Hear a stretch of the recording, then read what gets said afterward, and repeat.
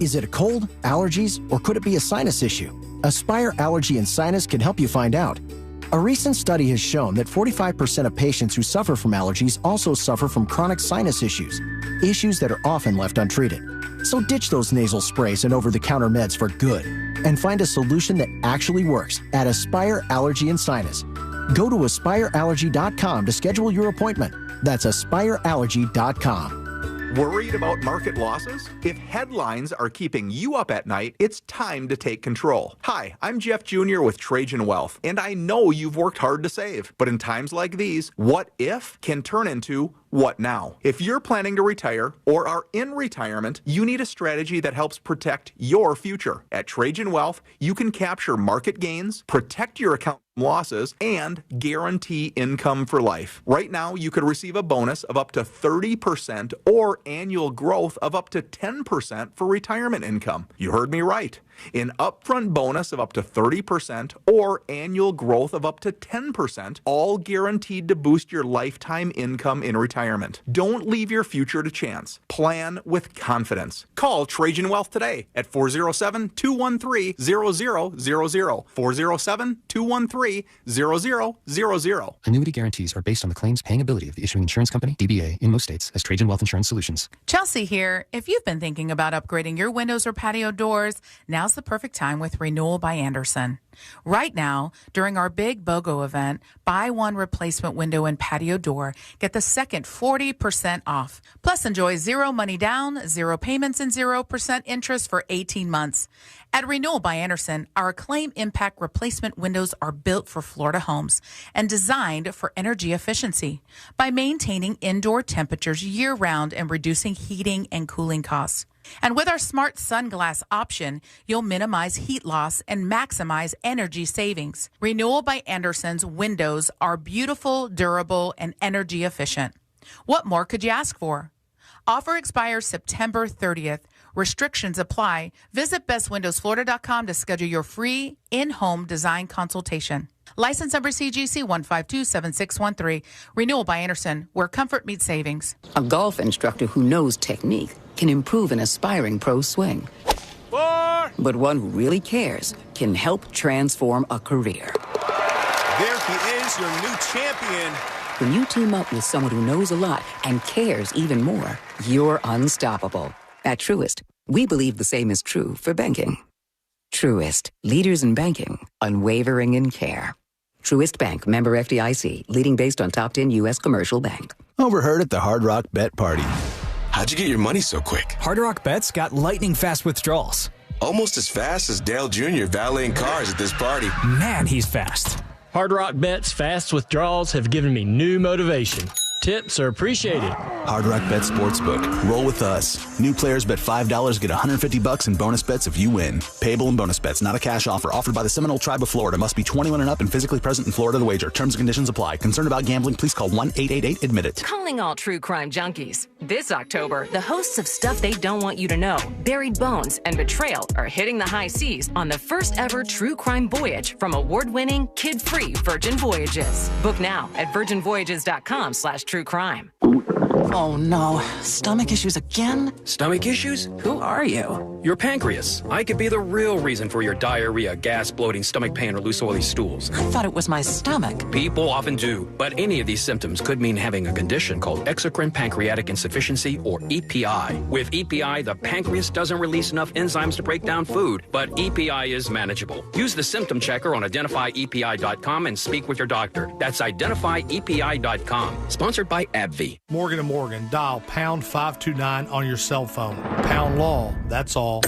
Coming to you live from the JustCallMo.com studios. Injured on the go? Just call Mo. Need help after an accident? Visit JustCallMo.com or dial 1-800-CALL-MO. This is WTKS-FM HD1, Cocoa Beach, Orlando. An iHeart radio station. Make us the #1 preset on your car radio and on the free new and improved iHeart Radio app. Listen for all your music, radio, and podcasts. Free never sounded so good. Someone's going to get offended. It's just the way the world works. So to hopefully save everyone a little time and or energy, here's this. The opinions that you hear are those of the host and callers, and not those of iHeartMedia, its management, or advertisers. The News Junkie is on. The three best friends you never knew you had. Running through stories of the day. The news junkie Sean Wasson with Sabrina and Sealand. It is Thursday, September 4th, 2025. Lots to get to today, from does everybody hate us to what the missing minute in the Epstein video shows. And I have the police report from the ding-dong ditch murder in Houston, plus your calls, dispatches, emails, texts, and more. Hey there, Sabrina. Hello. Hello, C-Lane. What's happening? There you go. And hello to you. You can join us today. All you have to do is send us a dispatch. Go to thenewsjunkie.com. Hit record on your first dispatch today. You can also watch the show on YouTube and twitch.tv/thenewsjunkie. Your message is rolling right to the studio in real time. How's everybody doing on a Thursday? Good. How are you, sir? Okay, we're hopping out of the gate here, limping out of the gate, I would say. But you hurt your ankle again? No, I didn't do that. Why are we so close? No. Why is that happening? Why is that is having to do with the camera, and I have to put my readers on to see where the button is to zoom out. Okay, no, we'll be fine. Very zoomed in. Yeah, everything will be fine. But yeah, okay. Here we go. Let's get into the show. Let's put our ears to the ground, our fingers on the pulse. Let's see what's happening in this great big wide world of ours. And we go to let's see what store it was. It was I'm trying to see. Walmart, Target. No, it's a Ross. Publix. It's a Publix. Yeah. I was thinking it was a Publix on account of the green. I would have known by just looking at this place that it's a Publix. It's a body cam, so it kind of starts with like a little bit of a blur to it, and yeah, but I can see the P. Yeah, right in that corner there. Oh, you're right. I never miss here. a P. Yeah, yep, you got it. You had your eyes right on that. So the backstory on this is some guy is running from the cops, and the cops run in and they're doing the thing, running after him. Like, he's in the deli now. We're chasing him in the deli. We're in this spot now. They're going after him in all of these possible places. He's going to the Oriental aisle. It's called International Foods now, sir. It was kind of weird because when a cop is in a car chasing a perp, like I could see we're going down B Street. All right, we just turned on A Avenue. Like that makes sense. But when he's in the Publix, the guy's running so fast, you can't really, he's like, all right, we're going past frozen foods. It's all happening very, very quickly. But let's go to the grocery store and see what went down. Here we go. He's running. Going toward the deli. Right past that boar's head, too. Going towards the deli. It's just, he's running as fast as he can. Now, I got to tell you one thing, and of course you can't see this. What does he grab? Oh, he's probably grabbing his taser. I thought he grabbed something off the shelf for a second. How epic would it have been if he grabbed like an energy drink and pounded it to try to zoom out of there as fast as he could? One of the free bananas for children, just to give him a little potassium during his perp chase. Well, he needs it because those of you listening, you can't see this, but the dude is outrunning this police officer in the Publix. The perp is long gone. He's just zoomed right by the cop. So the cop is going to need a little bit of assistance here. All right, he's running. Oh! Get on the ground. Take your taser. I got him. Old Man River tackled the perp here. Yeah. Some very old man, some super old guy. He was on a little scooter, like an elderly mobility assistance scooter. And he saw the perp running, saw the cop coming after him, and the old guy got up and dove and tackled him and took the dude down. The next 10 years. Oh, man, he's going to need all of the Advil, Tylenol, and whatever this guy. Poor old man's face is blurred out where, I would like the glory of, hey, I took down the perp. Get that blur off my face. I want my friends to believe me when I tell them that this is not just some old man spinning yarn story. I took the perp down. You want to be mugging so that you can maybe take it and turn it into a profile photo. Yes. That would be ideal on top of this guy. He's like, here I am. Persisting. Are you bleeding, sir? Yeah, you're bleeding. Oh, God. You got him. Is that him breathing or the perp? Stop resisting. I don't know who's bleeding, but he's got a little bit of blood on him, which is very, very concerning when you're an old man. I'm also hearing like a lot of like congested lung. Like, no, that was me. Sorry, I just left the mic on through all that. Let's be real. This old man who jumped on the person the police were chasing, he has not had this much physical exercise, I don't think, in probably a decade. A little bit. Like when you're that old, you are not getting up and getting into this kind of activity. It just doesn't happen for you. Let's get the backstory here and see what was going down. This happened on September 1st. A masked thief discarded an empty jewelry box in a mattress firm store. The manager, believing it came from the neighboring Burlington store. Oh, Dylan worked there for a hot moment at a Burlington. Don't call it Burlington Coat Factory. Wow. Walked over to speak to their manager where they indeed confirmed a theft had just occurred, and the individual matched the same description. While officers were en route, the individual matching the description was observed sitting near a park bench with the balaclava. Is that how I say that? I always screw that up. Baklava? It's like a mask. Balaclava. Baklava is a food, isn't it? Yeah. The pastry of sorts, I think. Balaclava. I'm sure I'm saying it wrong. Still covering his face. The thief noticed the cops and took off on foot. He went into the Publix. It was a 15-year-old kid, the thief. Geez. Unbelievable. 15. What's that? Balaclava. Okay. Balaclava.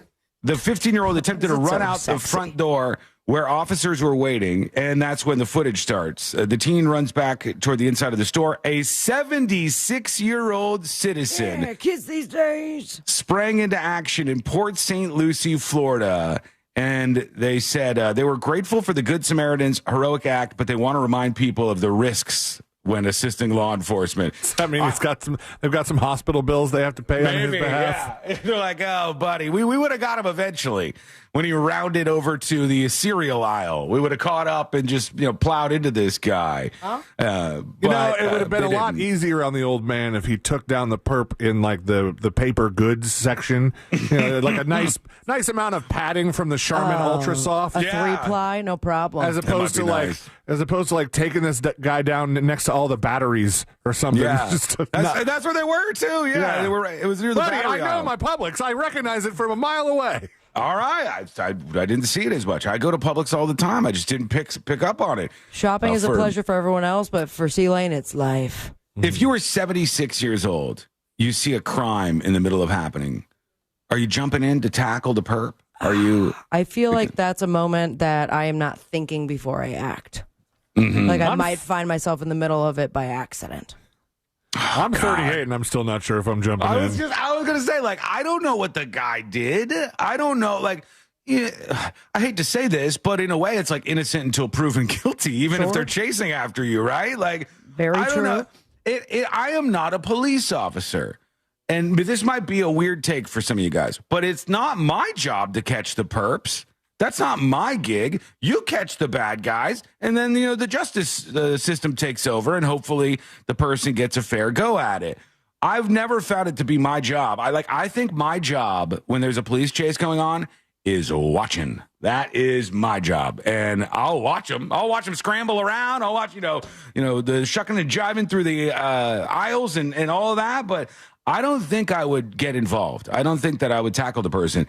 But I throw this question over to you today. Would you, if you're watching, a perp runs by, you see that the cop is way behind, and there's a way that you can help, would you help, or have you helped in a situation like that? Give us your stories. Send a dispatch over on thenewsjunkie.com, or send us an email, tips@thenewsjunkie.com. If you want to be anonymous, put that up on top. I think you get a really good opportunity to use the classic line, "He went that away." Very true, but if you're 76 years old, are you considering, am I going to go out in my sleep peacefully, choking on a hot dog, or trying to stop a criminal? Let's be real for a second, okay? People in their 70s, 80s, and 90s, one of the biggest issues that they have is what happens to them. Heart attack? 70s, 80s. Fall. If they fall, they will tell you into a heart attack. If you are in your 70s, 80s, or 90s, and you have a little dog that goes in between your legs, weaving around back and forth. That sounds bad. A little dog that's like constantly in your way that might trip you. We'll call the dog Lexi. Okay, Lexi. That's exactly what Lexi does. All right, if you have that kind of dog, it could be your demise. So yeah, he went that way is probably what I would do. Does that make me a bad American? Am I not helping out with law enforcement? Maybe, but why am I getting involved? Just because I saw some guy zoom by. There he goes.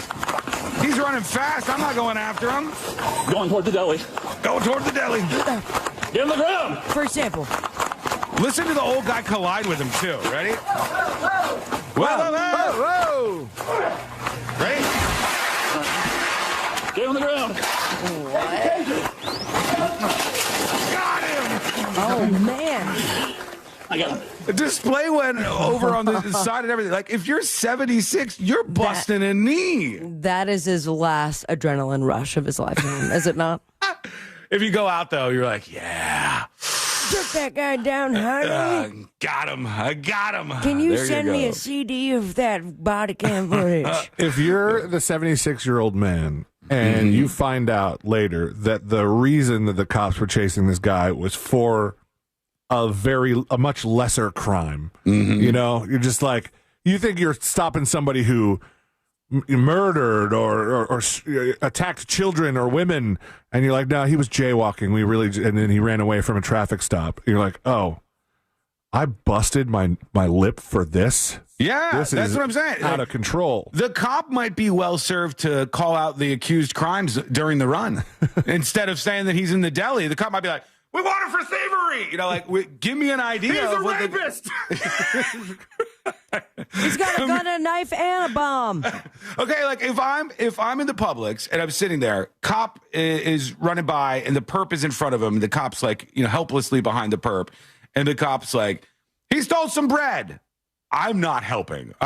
Good luck. I hope you catch the bad guy and get him or whatever. But if he says he's a rapist, I might be like, well, today's the day I stopped a rapist. And I get up and I tackle the guy in the cereal aisle or whatever. Certainly not going to help the rapist. Before that old man books it. Yeah. Well, because I can also imagine the headline, Sabrina. Local radio host doesn't assist, thereby helping rapists get away from scene of crime. Cops say, we told you this guy was an asshole after all. Hear more about it on Monday and the radio host show because he filmed instead of Stop the Perp. I mean, look, I'm not getting involved, but we want to know what you would do if you see this happening. Have you done this? Would you do this? How Let many us know. heroes are we going to have in our dispatches? They're going to be like, look, I'll tell you what, they run by me. I'm getting every one of them. That's right. I got my own cuffs on me and my cargo shorts. I want a couple honest people who are like, I've seen it before. They did say the guy was a rapist, and I still let him go. I just didn't have the energy to tackle that on my Thursday. Just couldn't do it. The president's administration, the official White House the assistant to the president of the White House, deputy chief of staff, said late last night, POTUS may break the internet shortly. Oh. And some emojis. We have a big announcement, press conference. I'm not going to tell you what it's about, and it's all about moving the Space Force location. So maybe. Grain of salt with this right now. It's gotten 3 million views so far. It says POTUS just may break the internet shortly. Nothing has happened in the half a day that's passed since this, but you say may break the internet shortly. And of course, number one in the replies, Mr. Joe Exotic. He's saying, "Free Joe Exotic, get me out of here." That's what it is, man. He's trying his best. What were the emojis that were used after this? He did was this a shoulder shrug when you put your hands out to the side and that one? Yeah. He did one of those, and then he did like the teeth, like wait, is that teeth? I can't see it. I'm gonna have to go to. It's flat. Like, I don't know. Flat line teeth. They're like cringe, right? So it's like shoulder shrug, cringe, melt away. He's gonna post his dong by the end of the day. That's what's gonna happen here. He's gonna say, "I saw the latest South Park.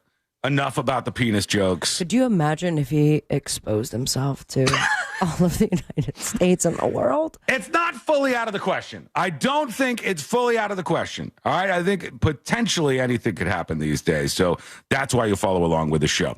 We'll see what's going on there. And we'll talk about, does everybody hate us? What the hell is happening? Does everybody hate us? We got to discuss this. We'll tell you what it's all about. That is coming up next on the News Junkie. Real Radio is on Facebook at Real Radio 1041. Sponsored by the law offices of Anajar and Levine Accident Attorneys. Call the law offices of Anajar and Levine at 1-800-747-FREE. That's 1-800-747-3733. From the Clausman Law Traffic Center, car crash, call Clausman Law. ClausmanLaw.com. Emergency constructions blocking 3 lanes on I-4 eastbound before I-95. There's a disabled vehicle getting cleared up on Kirkman Road, southbound at Metro West Boulevard. Keep an eye out for that one. The right lane's blocked on Altamonte Drive. Hey, everybody. 667-68477 from the traffic center in James, Birmingham.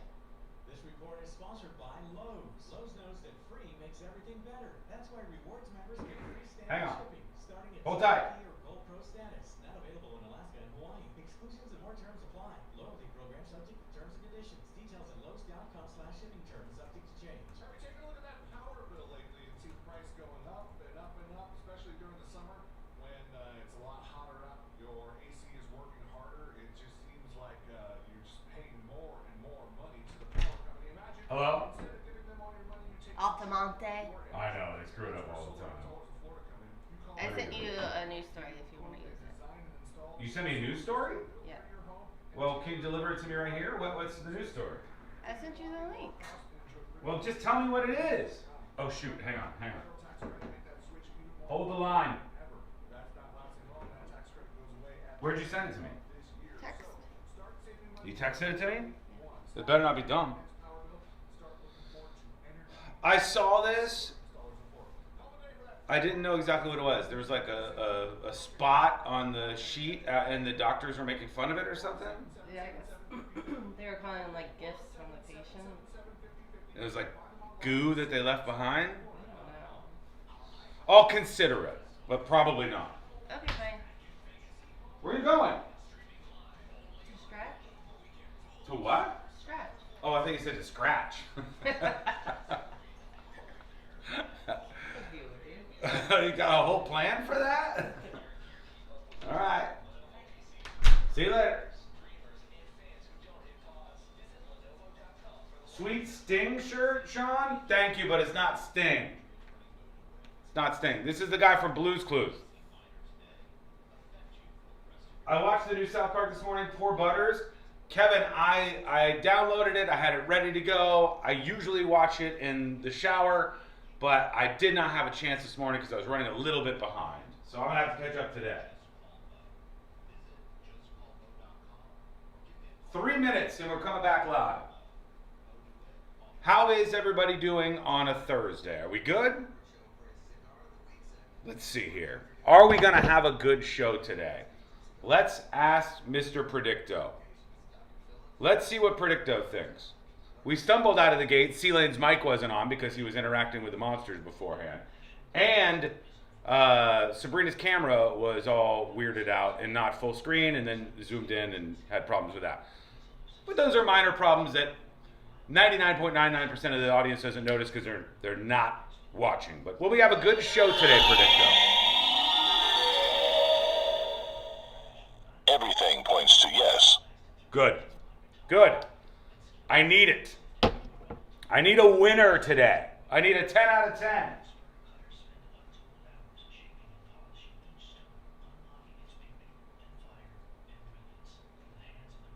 Question is not right now because this is a different system. This is the tracking system live in the studio. But is the sync during the show fine? Somebody complained about that. I don't know. We had a couple issues before the show. What during that segment, was the sync all out of order or was it fine?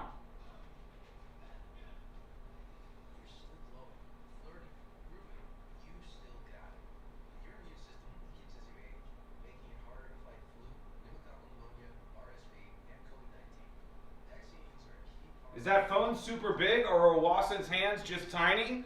It's a normal phone. My hands are big. Despite the rumors you might hear out there. Despite those. No, during the show the sync is off. Shit, I hate communicating like this. So you mean it's out of sync? Not Sealand and Sabrina, me. Out of sync?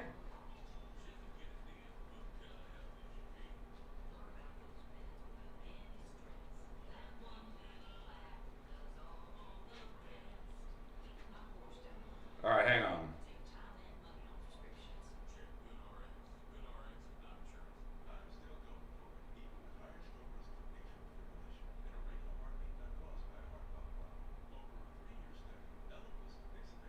Okay, I told Sealand, since he's not there. Thank you, Drew. We'll get it all sorted out. All right, we got 1 minute and we're back. I promise we'll get the sync all sorted. Everything will be fine. It's going to be a great Thursday. We need some weekend edition segments. The sheet is empty. We have none. We need 12 segments for weekend edition between today and tomorrow. That's usually where we are at this point in time. But we need some wins. Okay? We need some wins. Here we go.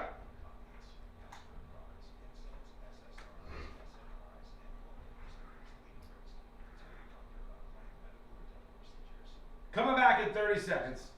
Aspirin products, NSAIDs, SSRIs, SNRIs, and blood thinners increase bleeding risk. Tell your doctor about planned medical or dental procedures. Learn more at Eliquis.com or call 1-855-ELIQUIS. Football is back. And the season lives on iHeartRadio. Whether it's fantasy advice or venting with your favorite host over that blown call, iHeartRadio brings you all of it. From the official NFL Podcast Network. Welcome to NFL Daily. To local stations that bring you the games live. Touchdown! This is 24/7 coverage of everything you love about football. And it all starts now. Just open the iHeartRadio app and search NFL to dive in.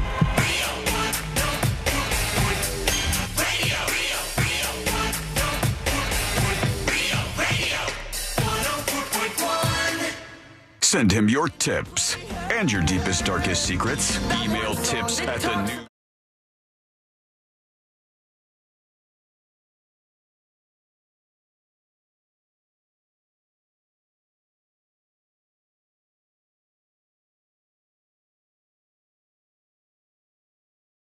And you can join us if you'd like. I mean, your opinion is welcome around here. You might not have your own syndicated radio show, but in a way you do, because we'd love to hear from you. Record a video or audio dispatch on the newsjunkie.com right now. The United States of America. Rumor has it, according to a couple of stories this week from Newsweek, from Axios, from a bunch of sources, that the United States is hurting. We are hurting. Like people our do. Feelings are hurt? Well, they might be after I tell you this, Sabrina. But the people around the world, globally, they say anti-Americanism is rising. There's people that do not like the United States of America. And the source of this, they say, is all of the tariff stuff. How right? dare you? So very angry people about all of the tariff stuff. And they're souring on their opinions of Americans. Now, a couple of things I want to put in place here. One is almost never believe stories like this, because they always say things like, oh, in this country they hate Americans, in this country they hate Americans. I know this might be anecdotal, but I think it carries some weight here.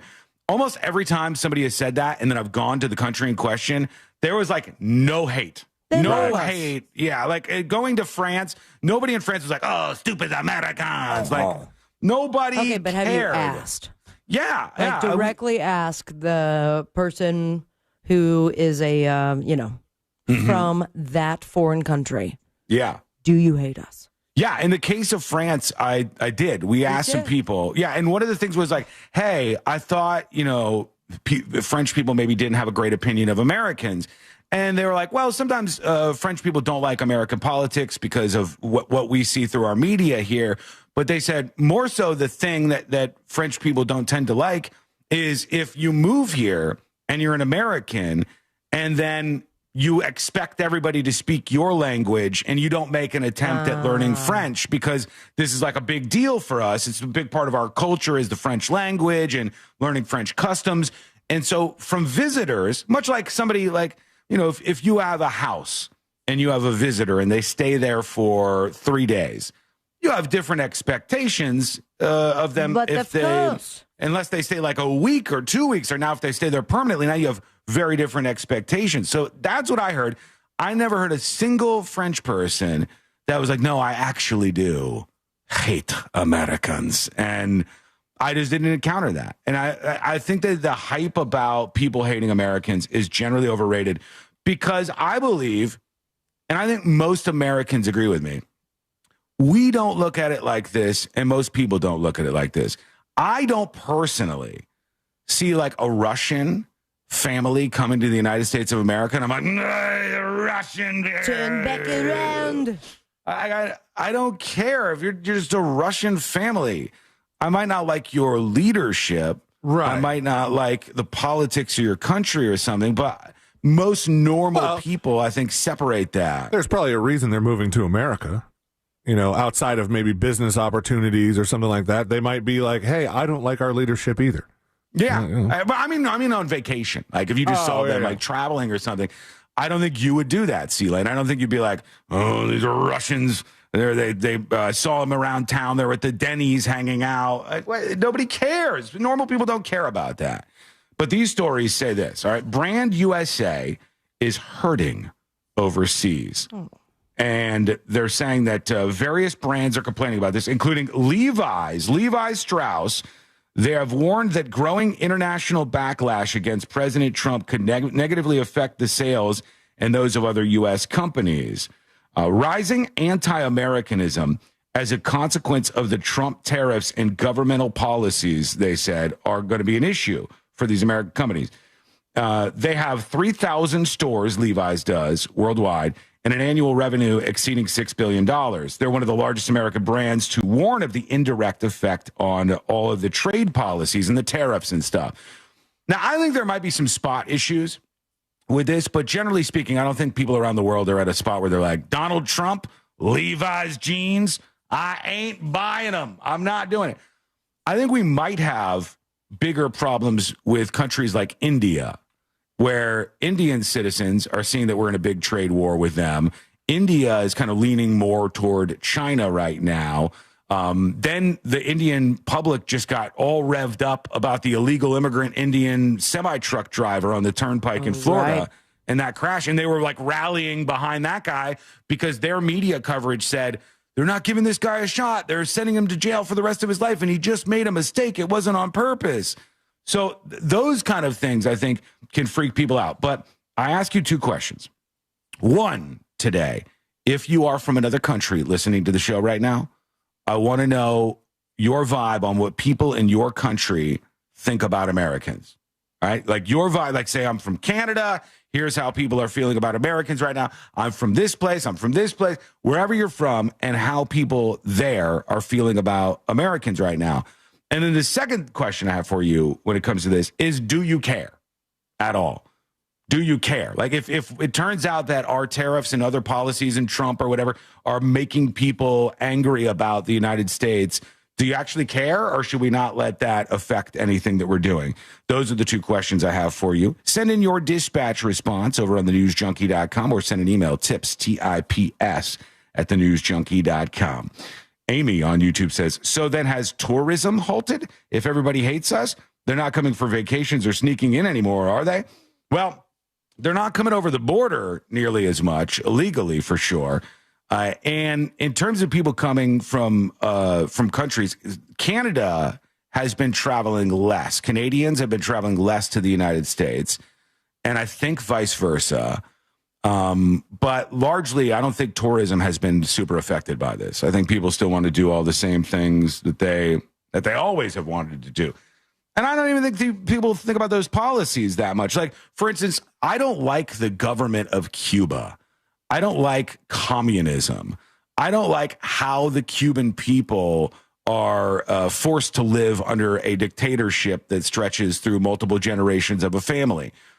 but I would love to go to Havana. Yeah. I would be more than excited to go visit the people, see it with my own eyes. It's incredible. It's also like a time machine. And then I find myself in this weird area that my family, like my Cuban side of the family, especially my grandmother before she passed, was like, I never, ever want to go back there again. Yeah, so am I insulting my family, my lineage, the reason why I'm Cuban, by ever visiting it? She's got a completely different reasoning for all of this, obviously. Even my aunt, like, she was born there, and they left like right as Castro was starting, and she said, "I never want to go back. I never do." And mind you, she also grew up and raised her children in Venezuela, so it's like, where can you visit again without being disrespectful to your ancestors? I don't blame that at all. I don't blame those people in the slightest. Like if I got on a hastily made boat and made my way across an ocean and made my way wet foot, dry foot to the beaches of the United States of America and got away from poverty and rations and communism in Cuba, I would probably not want to go back. But the tourism side of it, I think, is like, I appreciate the culture and all these people and all these places around the world. And I think that it would be really interesting to go more places. I don't think about their politics when doing so. Like, for instance, we all went to Jamaica. I don't know anything about politics in Jamaica, barely. Like, I know politics in Jamaica aren't really partisan and they're not quite as divisive as they are in the United States, but I don't think any of us sat there and said, well, let's learn a little bit about the political. Nobody cares. Nobody cares about that. Maybe they shouldn't. We tried to learn more about the food, and nobody would give us that, cow cod soup. That's true. They were gatekeeping the cow penises. But other than that, I mean, Sealant wanted so badly to get his hands on some cow penis. We didn't, but they did give us some of their lingo. They told about what they called rain, which was big drop, man. Liquid sunshine, man. they gave us like some of their lingo. Reindeer. I love that. Van Punk over on YouTube says, funny how the only way to show disdain for the leadership of a country is to stop consuming its product or brand, which hurts the American public and barely makes a dent in the ego of the leadership. I just don't know that people are thinking about things like that. I think most people don't concern themselves with that stuff. They want to live. They want to enjoy themselves. They want to be with their families.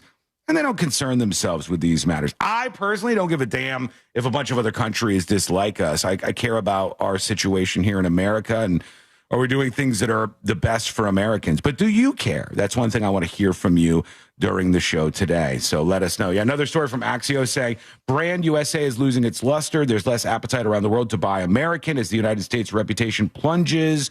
Jack Daniels saying they saw sales drop. That's a lot of the Canadian stuff. Tesla, well, I mean, you can't throw Tesla in there. Tesla had their own problems, okay? I can't bear we haven't heard from Elon since all that chilling. Fallout. He's still tweeting. He's still tweeting. Not making headlines. Not like it used to. No, it's chilled out, and he's still being a little political and stuff. But I think maybe he's trying to get some of the reputation back. Well, we'll see. We'll see how all of that works. PF says data on international tourism in the United States over recent months suggests a slowdown. This sounds like ChatGPT. As noted, through May 2025, year-to-date international travels were down 2.4%. People mentioning that Vegas travel was down. A lot of different places were down. Well, I mean, I think overall it hasn't been some big issue that the United States has had to face just yet. Okay, we want to hear from you. We're going to get those feedback iterations through dispatches and emails all lined up and get you and your voice on the show. How do you send yours? Send a video or audio dispatch over on the website, thenewsjunkie.com, or email the show, and I'll read it to everybody, if it's a good email, that is. And you could be anonymous if you want to put that on top. Email tips, TIPS, at thenewsjunkie.com. Quick break. When we come back, we'll get into some of your reactions. I got the police report on that ding-dong ditch, door kick, whatever you want to call it, that murder in Houston. I actually tracked down the police report. So we're going to learn a little bit more about that today, see if it changes our mind on anything. All that coming up next on the News Junkie. Real radio is the Jim Colbert Show. Have you ever been come on to by someone really older than you? Yes. Yeah, I don't think I've 42. I've never done that. I've never like hooked up with somebody like considerably older than me. That's my wife's job. All right, 407-916-1041. The Jim Colbert Show. Weekdays at 3 on Real Radio 104.1.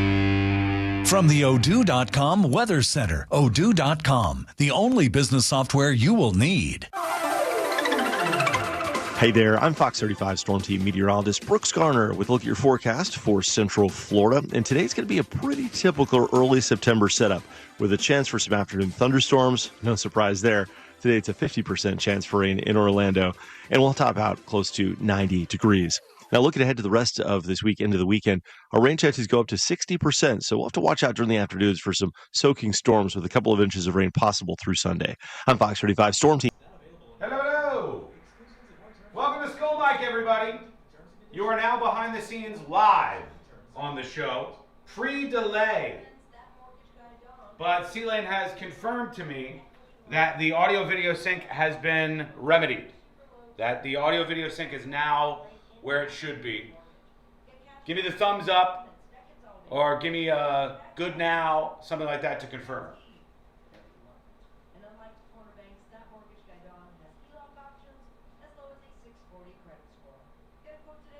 Give me a hell yeah, brother. David says, I'm pretty sure we're in a global recession since they cut a lot of the wasteful spending. I don't think that's the case. The biggest problem that we have currently is inflation, interest rates.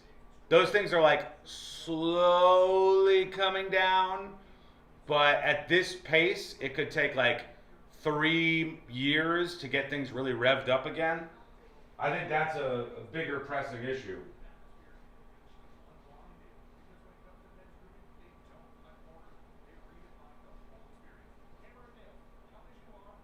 Thumbs up. Top reasons your career wants you to move to Ohio. So many amazing growth opportunities, high-paying jobs in technology, advanced manufacturing, engineering, life. We were so worried that the show was not syncing. Wrong kind of sync. Mega chat. You know what? I might need to get another feed. Because I can see on the stream stuff that's not coming up on my app. Hang tight. Now it's not loading at all.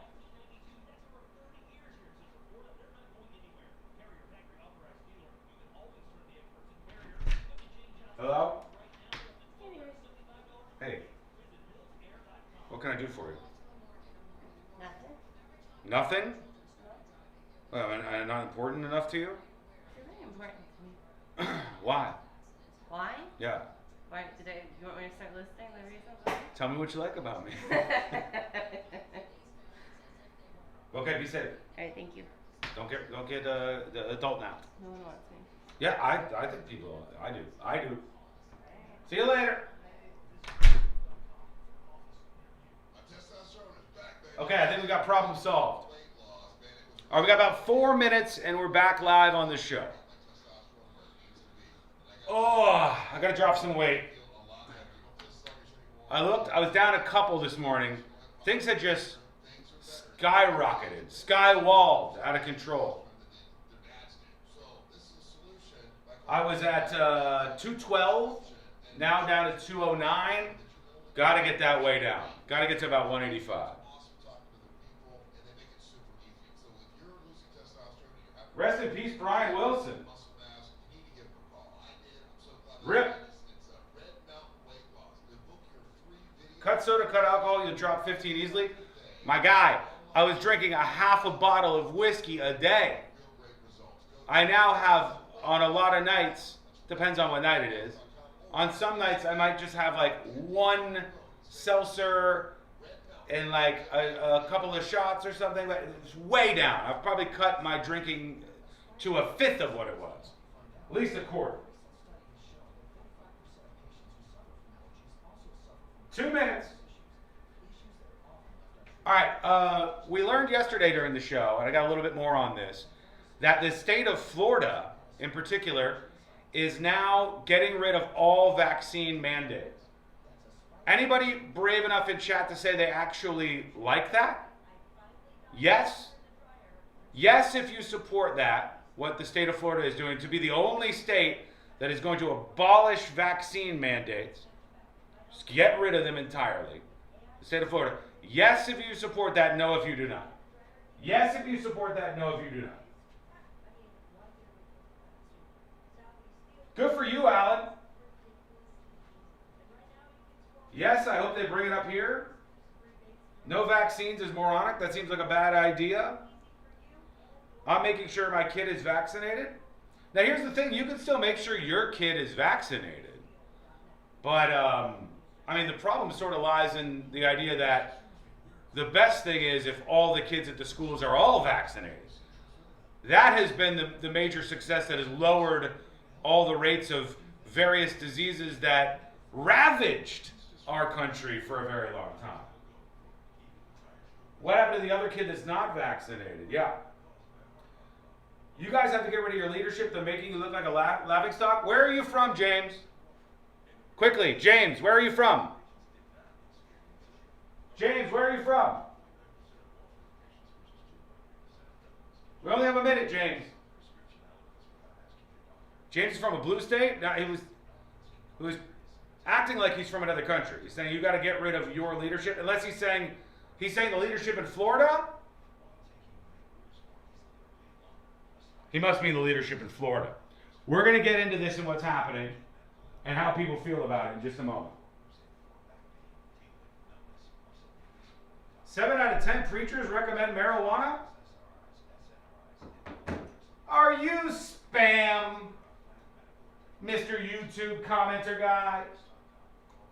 Are you spam?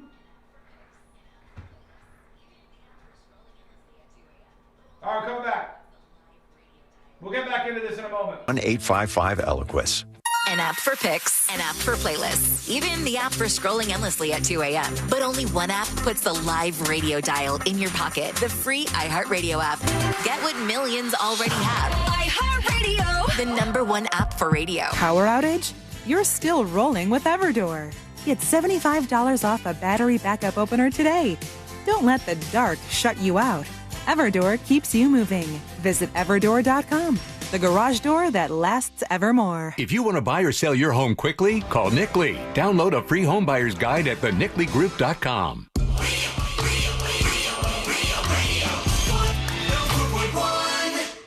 Send him your tips and your deepest, darkest secrets. Email tips at the...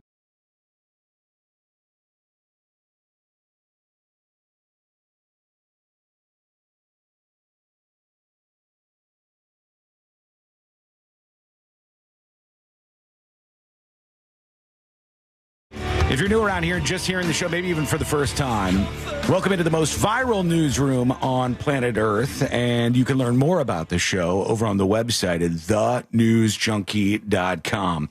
Well, we learned this week that Florida said no more, that they're getting rid of the mandates for vaccines in school, which is excellent for polio and other things that will probably spread around as a result of this. Hey, polio, I got some good news for you. Excellent news.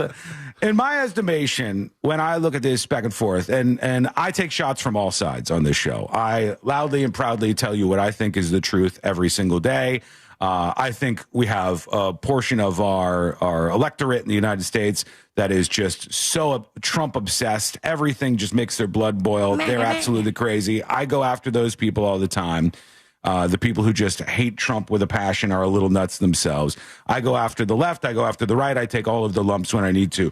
On the right with Republicans, I think some of the weakest spots for Republicans are, number one, this whole vaccine thing. Because in a normal world with normal people, most families just want their kids to be healthy, and most families are fine with vaccines. Most families are like, okay, my kid, when they're little, they get the vaccines, and then hopefully they don't get, meningitis or polio or, whatever when the kid gets a little bit older. Like, it's crazy to think about something. Like, could you imagine you go back in time or something? Polio used to be a legit major issue. Major issue. Like, your kid could get polio, and then your kid is like wheelchair bound, FDR style, rolling around everywhere, and just never going to get any better. And it was a really, truly horrific thing to see your loved one go through. And that's just one thing. That's just one thing that you get a vaccine for, right? Measles, all of this stuff was horrific what people saw. We came up with some amazing, mostly American inventions of vaccines. Jonas Salk, shout out. And we decided that we were going to start giving these to kids because that way maybe they wouldn't be in wheelchairs with polio. And it worked. It was amazing. What a breakthrough. The little kids were safer after. We finally did something right. Could you imagine going back to those people and be like, guys, we sorted this all out? And they're like, you fixed it? Polio's mostly eradicated and measles and all these other things are eradicated? Yeah, we did. We fixed it. Now, the thing is, it's starting to come back because people didn't like the vaccines, but like we fixed it for a little while. We did. Yeah. And, now that people are kind of giving a pushback, we're just going to take the vaccines away. We'll just say, look, no more mandates. Free will. Like God intended. I got this guy who is the Surgeon General of Florida who announced this. And I don't want you to be scared if you support this. If you're like, yes, no vaccine mandates. I don't want that. Now, I think what I am fine with, and Sealand and I kind of ran into this yesterday. I don't know where Sealand's at on it, but I was fine with the way it was before because if anybody was really opposed to getting vaccines, there was always these little escape routes. Like you could go, oh, I'm claiming an exception. And they'd go, okay, fine. Okay, religious exemption, and you don't want to do. Like there were workarounds if you really didn't want your kids to get this. But when you remove the mandates entirely, do you know what happens? What happens is a lot of the poor kids don't end up getting it because their parents don't want to pay for it or whatever. They don't want to take the time to go bring them to these places, and now it's not probably going to be mandated. very expensive. The poor kids that don't get these shots, then it ended up spreading amongst them at their schools. And the next thing you know, they have these things that they shouldn't have had to deal with because we decided to get rid of the mandates at the schools. Don't get me wrong. The other stuff was crazy. Some of the stuff they did with kids in schools during the pandemic. But this was something that like most of us used to agree on, save for some hippies. It used to be more of like a far left thing where they were like, I ain't putting that stuff in my body. Yeah, like what, not Alicia Silverstone, although she's more on the vegan side, I think. What's the actress? Oh, Jenny model? McCarthy. Jenny McCarthy. Yeah, wasn't she super anti-vax? Yeah, right? Yeah. That was sort of like a. She was early on before it was cool, calling it the reason why children have autism. Was it not? She has a child that has autism, I believe, and they got very much into that. I think even Jim Carrey maybe got into it with her when they were together talking about this stuff, and that's where it kind of was. It was like a hippie thing to be against the vaccines, and then it migrated into like, you're forcing me to do this. I'm rejecting that on all fronts, and it became like, a more of a right wing thing to do. It's a weak point. It's a really dumb thing. I'm not for this at all. I think little kids being safe is better, and vaccines are mostly a fantastic thing. But, here's what the Surgeon I'm most General. excited about is an announcement that we're making now, which is that the Florida Department of Health. His mouth is so dry. Can you hear that? His mouth is like a desert right now. And just when, it's that moment where if you acknowledge it in your brain, it also takes any bit of moisture out of your mouth even more. like a spoonful of cinnamon. Mm-hmm. You think some of this guy's like, they're trying to mandate that we drink water? No way, Jose, but I'm going to slam my hands by the microphone. I am not doing it, okay? In partnership with the governor, is going to be working to end all vaccine mandates in Florida law. All of them. All of them. That's a very big crowd. All of them. All of them. When I say all of them, by the way. All of them, Sean. Aren't they all related to kids? Are there vaccine mandates now for adults? Now, I'm not talking about crazy times where they were like, you're going to get fired if you don't. I'm not talking about any of that. I'm talking about just generally speaking. I thought almost all of the mandates were They're not even real mandates. Right, they're just mandates for particular public schools or for most public schools. They also have, for certain populations, has withdrawn most of its broad COVID-19 mandates. However, immigrants and green card applicants need to, during the application for permanent residency, need to have the measles, mumps, polio, hepatitis B, healthcare workers, federal employees and contractors, military personnel. So we're talking certain jobs and immigrants. So, but mostly what happens in America is you get these when you're a kid. You're a little kid, you get a couple of shots, you never think about them again in your life. Are there mandates for government jobs? There was public jobs like police officers, stuff like that, firefighters. There was with the COVID stuff, and I think we didn't need that. A lot of that was not great, and I think I'm against some of that stuff. But the stuff for kids to go into school is a good thing. We eradicated basically chickenpox, polio, measles. We got rid of these things that were killing off kids, for God's sake. I think this is a weak spot, but I'm willing to hear if you are happy about this. Let us know what you think. Send us a dispatch over at thenewsjunkie.com. All right, let's go back to this guy whose mouth is really dry, and he's talking all about this. Let's see what he says. Every last one of them. Every single one. Oh, yeah. A lot of people happy here.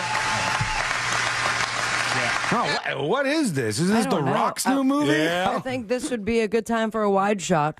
He has so much space around his body. I see one guy's elbow, but it sounds like there's a crowd of 300 there. Yep, that's right. Yeah. Every last one of them. Every last one of them. All of them. All of them.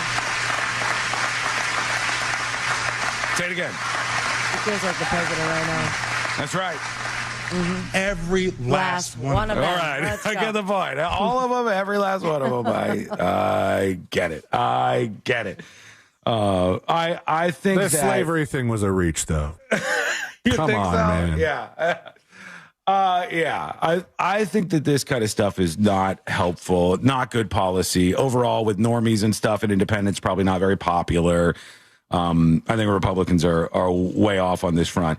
It's like you can reject forcing people to do stuff. You can reject policies during the pandemic, but I think that you should go like, hey, I believe it's a net positive that little kids don't have to fear polio.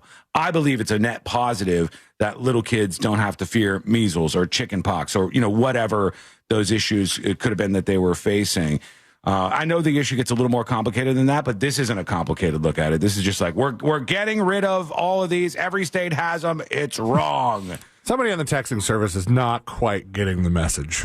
What are they saying? Not quite getting the message. Them. Yeah, it's really, this is what the 17 extra all of them is for.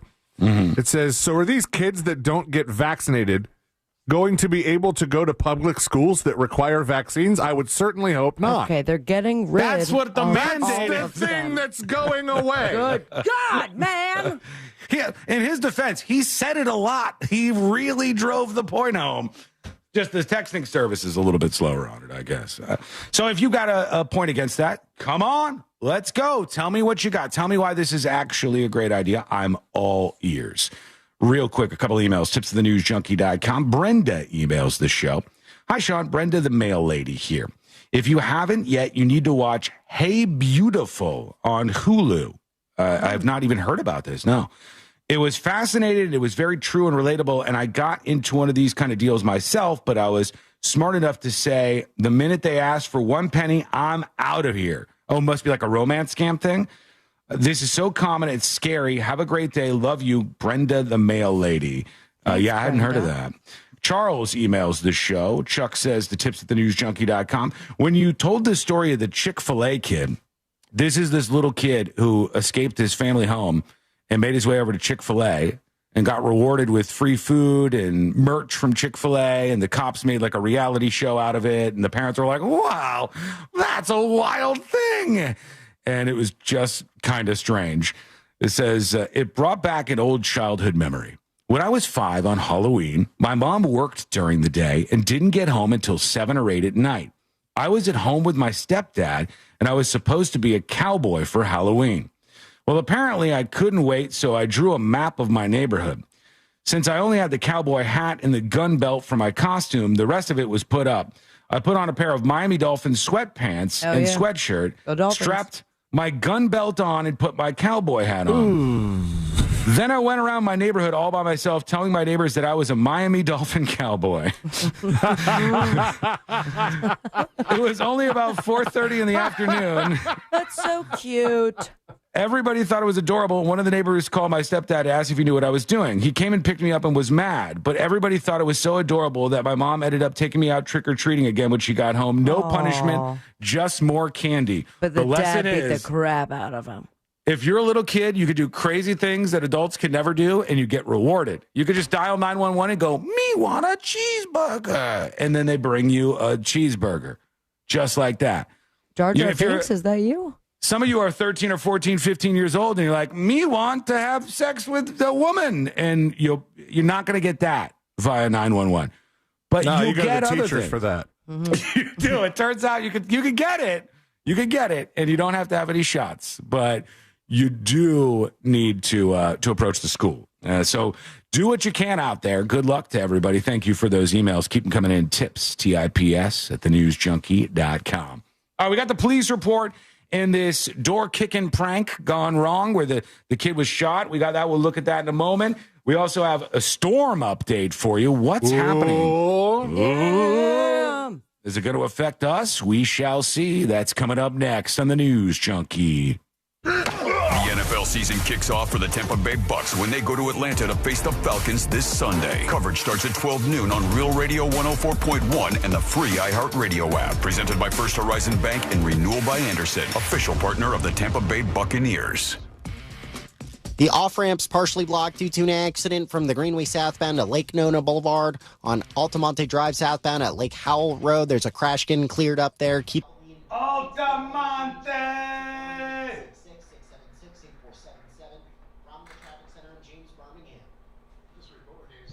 Welcome. We are currently in a brief commercial break, but that doesn't mean we can't hang out and discuss what's happening in the world. Enter Skull Mike. This is where we talk during the breaks. Hello, Dylan. Hey, Dylan. My son in chat. Dylan, do you have work today?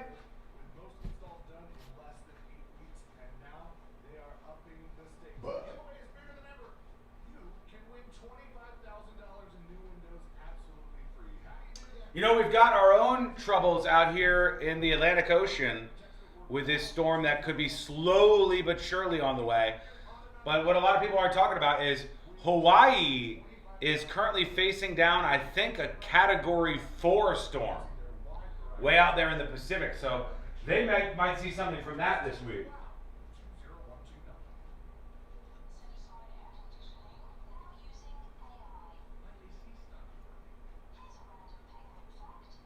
Did chat get all pepped up and excitable over the vaccine talk? Which is probably going to demonetize the stream today. Thanks a lot, everybody. My fault. My fault. 3 minutes and we're back. And I'm excited to get into this police report. Nobody else has really gone through it. But the door-kicking death of an 11-year-old in Houston is making pretty big national news. So let's go deeper than everybody else. Let's see what we can actually learn about this whole thing. I know they raided the guy's house and he had a whole arsenal that they took away from him.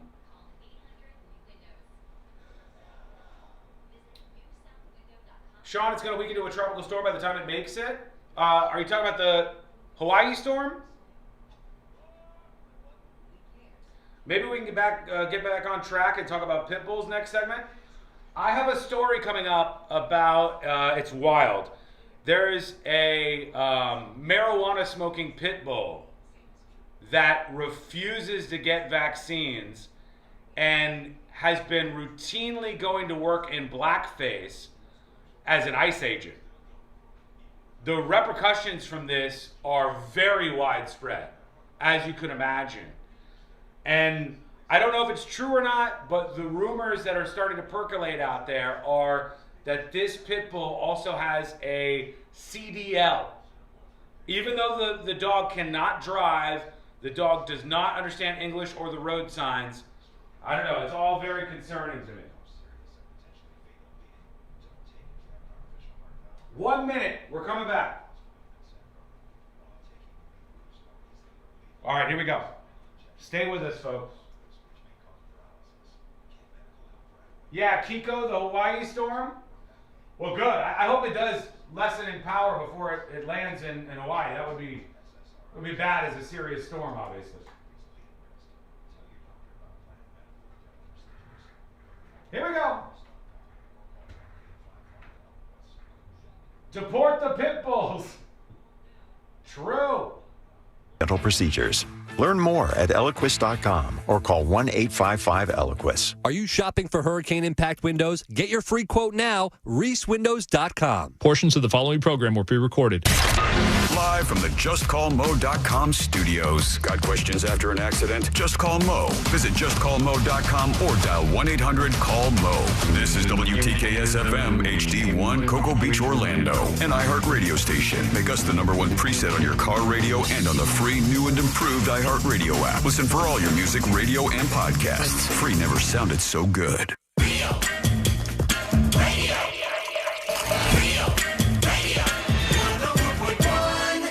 A safe haven of sorts for all of the 95%ers. This is...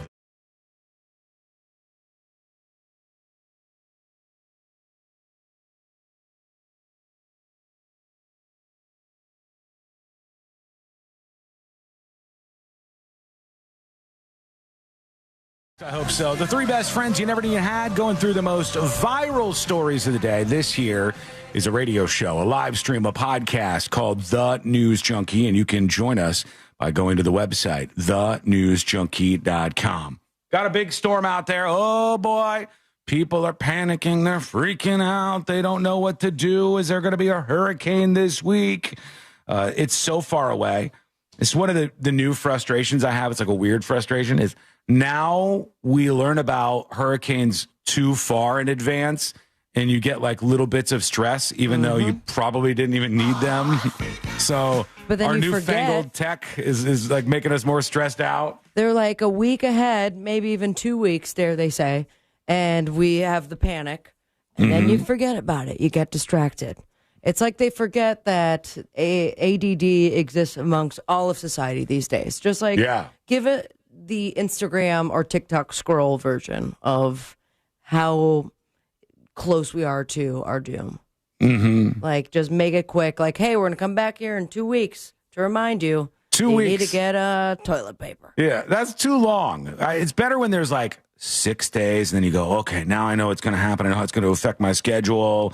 Now we know about things too far in advance. And 3 days would be great.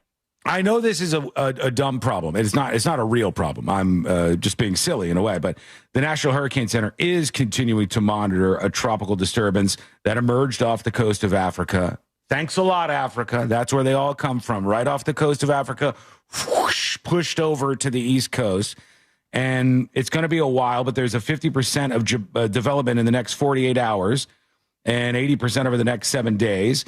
It will be Tropical Depression 7, and then it will either be Tropical Storm Gabrielle or Hurricane Gabrielle if it starts moving a little closer to the East Coast. So we'll keep an eye on it as per usual.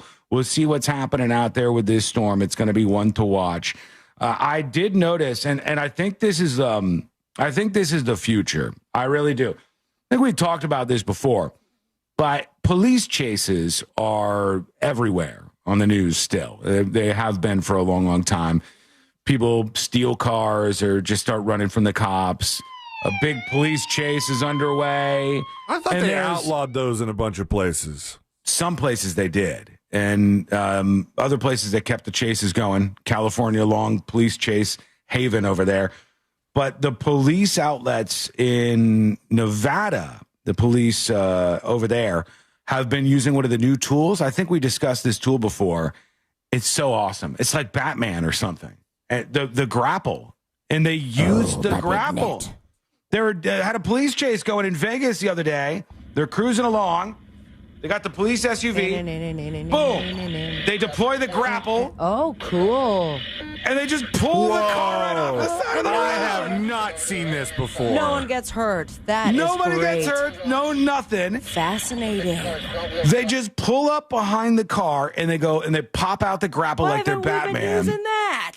I just don't think that it's been widely enough pushed out there onto these police vehicles. And that car, the Perps car, is going to sell great at auction. Probably no flips. It's just a little bumper issue because the cop pulls behind like Batman, shoots out a grapple. The grapple grabs the car and holds on, and then they're able to like pull it in like with a tow rope. Trying so hard to contain myself and not say something I can't say because that is freaking cool. It's pretty crazy, right? People on the chat saying this is the future. It really is amazing. But it's not that futuristic, is it? I mean, no, they're doing it now. The car tries to drive away after the grapple is in there. Oh, did you hear it? It said something about like we deployed the grapple. Hang on, let me pump it. Grapple deployed.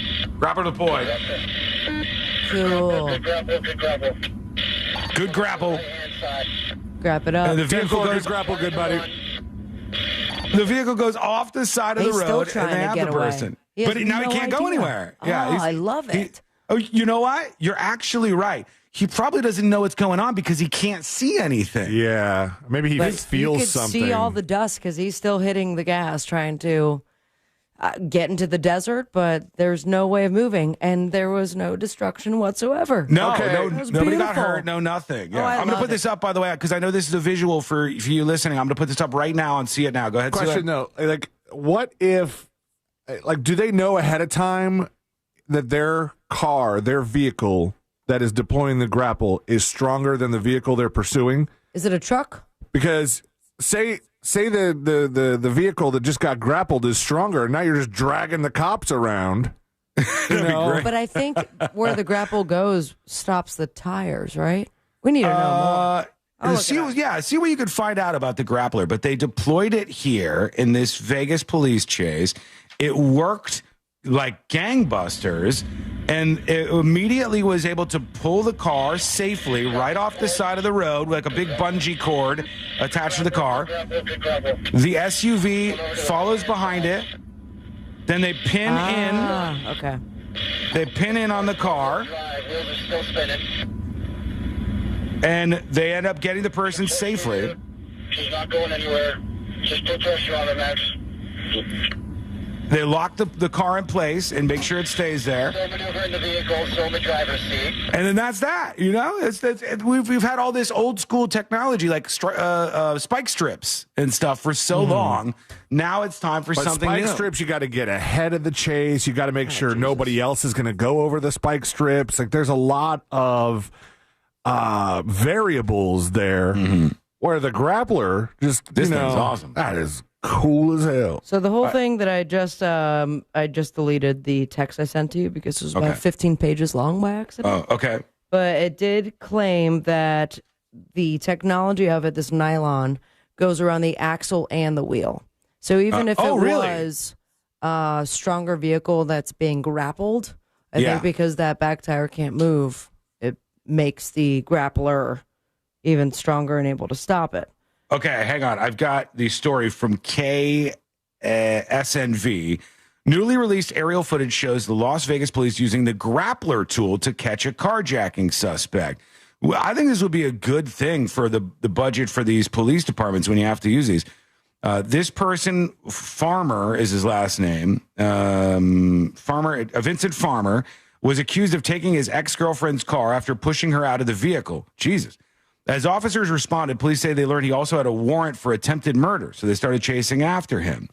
Officers found Farmer and used the grappler, a device disguised as a bull bar that launches a netting around the rear tire and the axle, as Sabrina said, of the car to bring him to a stop on US 95.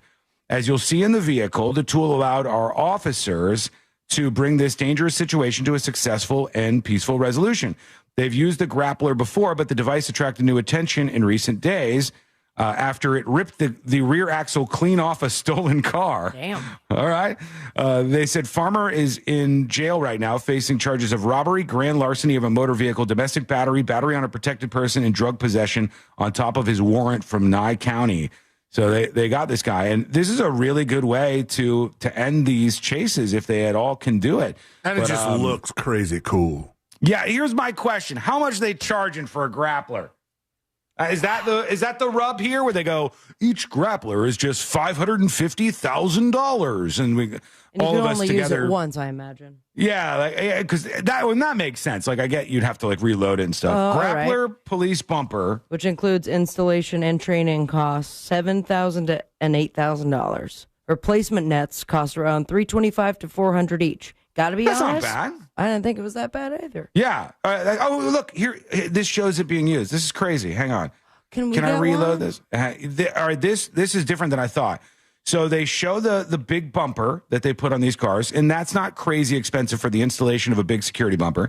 The standard and de-escalation of high-speed pursuits, they say, and then it shoots out this thing that grabs the tire of the car and the axle and then gets control of it for the vehicle that shot it at it, and is just kind of fantastic. This is dope. I have no problem putting taxpayer dollars towards this. Same. Versus I think like that's a fun. tank that never gets used. And you know why? Because in these police chases, innocent people get hurt in these car crashes. It's a huge waste of taxpayer dollars if you could stop it a hell of a lot sooner and not have to have all these cops on the run. Police officers could be hurt. The people in the vehicle could be hurt. Love it. Dig it. Innocent Absolutely people, fantastic. especially. I'll take 14 more. I knew someone that died in a car crash that was the result of a big police chase. And Really? They were just driving around, yeah. Wow. And I mean that happens. I wouldn't say every day, but that happens quite a bit. That people who don't know what's going on end up getting caught in this. Somebody to tips@thenewsjunkie.com. Daniel says, here's another result of the grappler when the suspect still tries to get away. It's like something that you see out of the movies. This dash cam video shows Livonia police putting it into a car chase with a tool called the grappler, which is mounted inside of the ram bar of a police SUV, stopping the car in its tracks. After being caught, the car attempts to drive off 3 different times, but the grappler held the car in place. The car tried a 4th time to pull off, but that didn't end well. The whole axle and both the back wheels ripped right off the car. That is so cool. The grappler is the winner here. Do you want that for your birthday? It's coming up soon. I do not. Okay. No, that's a big no. You know why? Why? Because if C-Lane gets a grappler Who am I on gonna his grapple? vehicle, he's got, You'd you know, grapple his me, road come on. rage. He has a little bit of road rage. He doesn't have road rage. Yes, he does. 100% he does. It's like a 6 out of 10, but he's got a little road rage. You just think everybody has road rage because you're a road pussy. Oh, I'm not a road pussy. How John's dare a road you? pussy. John's No, a I'm road not. pussy. I'm a safe driver, and so I. That's I'll also say called, also known as road pussy. Oh, you're just saying that, Sabrina, because your road rage is also at like a 6 or a 6.5. Guess what I'm about to put my credit card on? Grapplers? Yeah, baby. Let's go. Wait, civilians can't have these, can they? Bet. Alibaba, I'm talking to you. Instead of yelling at people in traffic, if you're just grappling their vehicles and pulling them off the side of the... Guess who gets to the destination a little bit early because everyone's grappled. That's true. Lethal emails the show. Watch the one where the car kept trying to get away and tore out the whole back axle. We just did. Thank you to Daniel for sending that over. Another Daniel. email coming in from R, and they say, "Hi, Sean. I listen to your show every day, but I must admit that sometimes I don't think you get it. My daughter was born in 2007 in New York City. Normal. We moved to Tampa. I guess that's just like she was born and she was okay. We moved to Tampa where she received the MMR vaccine, and we were diagnosed with autism after my wife got the COVID shot. Then she got a stroke.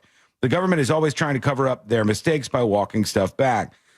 I'm sorry. It's just largely a conspiracy theory. There's a lot of people, and I hate to say this, but who want to put blame on somebody for kids having autism. And having a kid with autism is a very difficult thing, and there's a lot of amazing parents and autistic kids out there.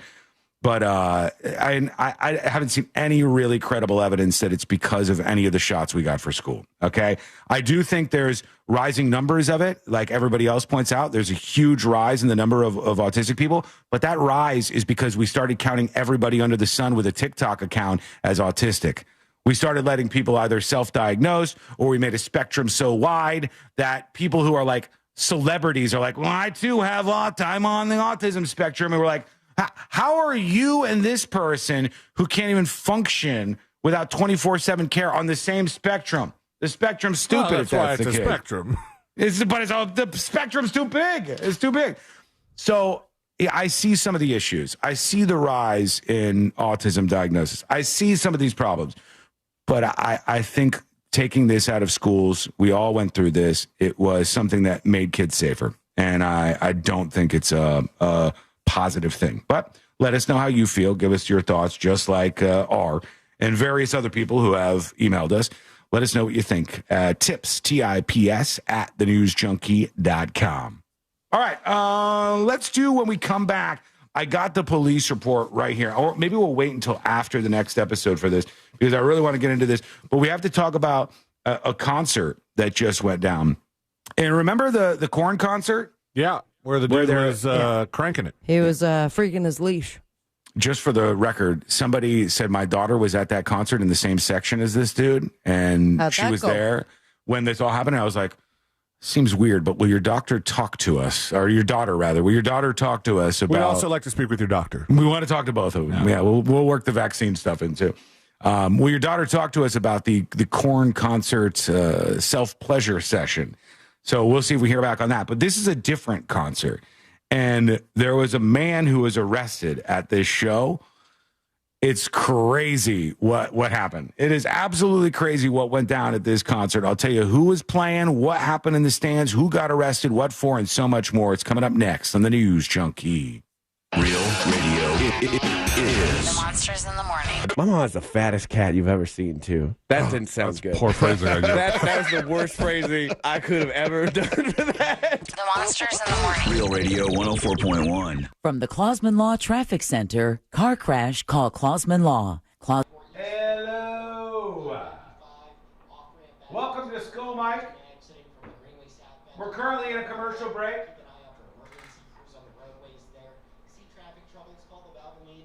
You know, can I tell you something? One thing that's tough is when you have shields in arguments. Usually anecdotal experiences, shields in arguments. So when you say, it seems like a bad idea to stop vaccines for kids going into schools, and people are like, well, how dare you? My grandkid, my son, my brother, my aunt, whatever, is autistic. And it's like, okay.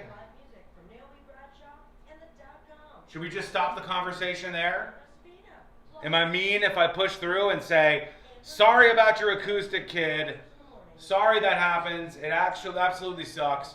I think we have an overdiagnosis issue. We can look into other things that are causing this. I've seen various studies about what happens during the pregnancy that could possibly lead to more autistic outcomes, blah, blah, blah, blah.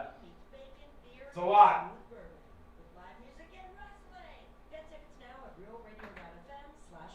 I think I know what you're saying, Sean. TikTok is causing autism?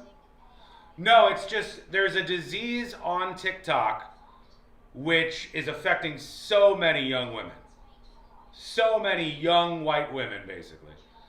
The disease is, I can't imagine that I would be what you would consider normal.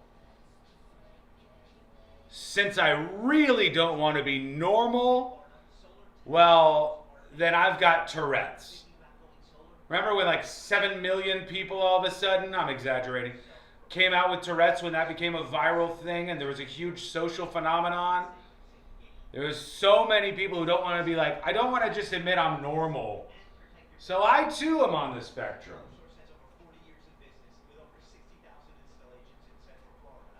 The disease of stupidity? Yeah, true. True. The disease is giving kids cell phones.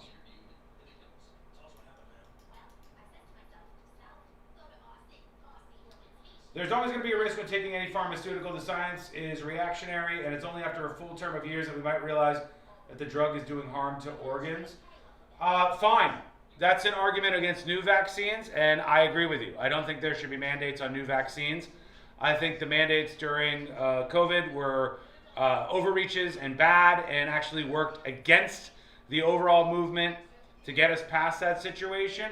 But what's your objection to a measles or polio vaccine?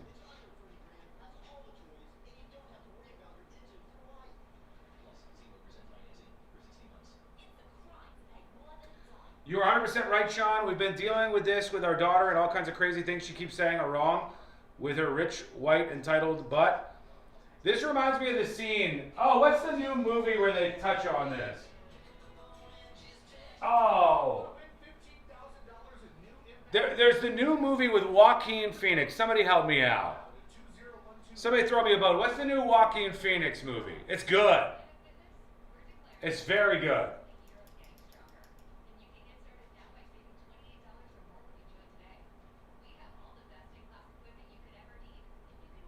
I need somebody to help me out on this. What's the new Joaquin Phoenix movie?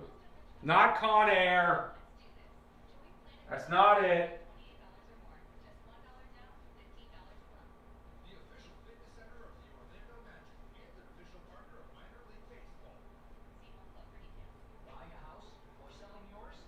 Come on, nobody knows this movie? 2 minutes and we're coming back live. Eddington, yes. Thank you, Cat Butthole. Didn't think I was going to say that today, but thank you, Cat Butthole. Eddington, I believe, is the name of the new movie with Joaquin Phoenix. And it's fantastic. It's a perfect example of representation in movies where ideological representation exists for all people. Joaquin Phoenix's character is very against the mask mandates and all kinds of other stuff like that. And I know you might hesitate because it's 2025 and this movie just came out. Trust me, it's good. It's a great watch. And there's a kid in it who gets roped into the far left social justice movement to try to get some girls. And the kid's like, basically, white people have to be not just against racism, they have to be anti-racist. And if we can really turn the whole system upside down, we might be able to make some progress. And white people should just, give up all their money and stop engaging in commerce until their fellow black person. And they go on this whole rant, and their dad just goes, "What are you, retarded? What are you talking about?" And it's the first time I've seen that kind of thing in a movie where they're representing all sorts of different views, but they're also like smacking characters around for dumb stuff. Good movie. Good movie. I liked it. 1 minute. No, it's not Beau is Afraid, for those of you saying that. I believe it's Eddington. And, the ending wasn't exactly what I wanted it to be, but it was a pretty darn good movie.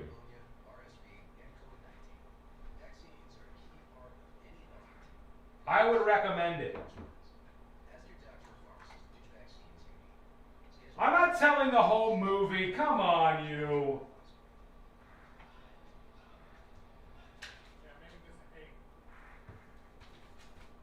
That was a 14?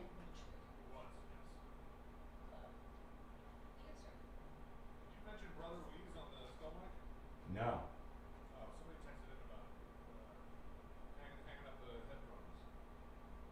Oh, is he really? No, I didn't even see that. Damn. Huh. Does anyone know what show they've come to see? It's a story. It's about the scariest night of my life. This is Wisecrack, available now. Open your free iHeartRadio app, search Wisecrack, and listen now. Look to Orange Buick GMC for your next truck at orangebuickgmc.com. We are professional grade. Radio, 104.1. No one's really sure what all C-Lane's buttons actually do. This is the news.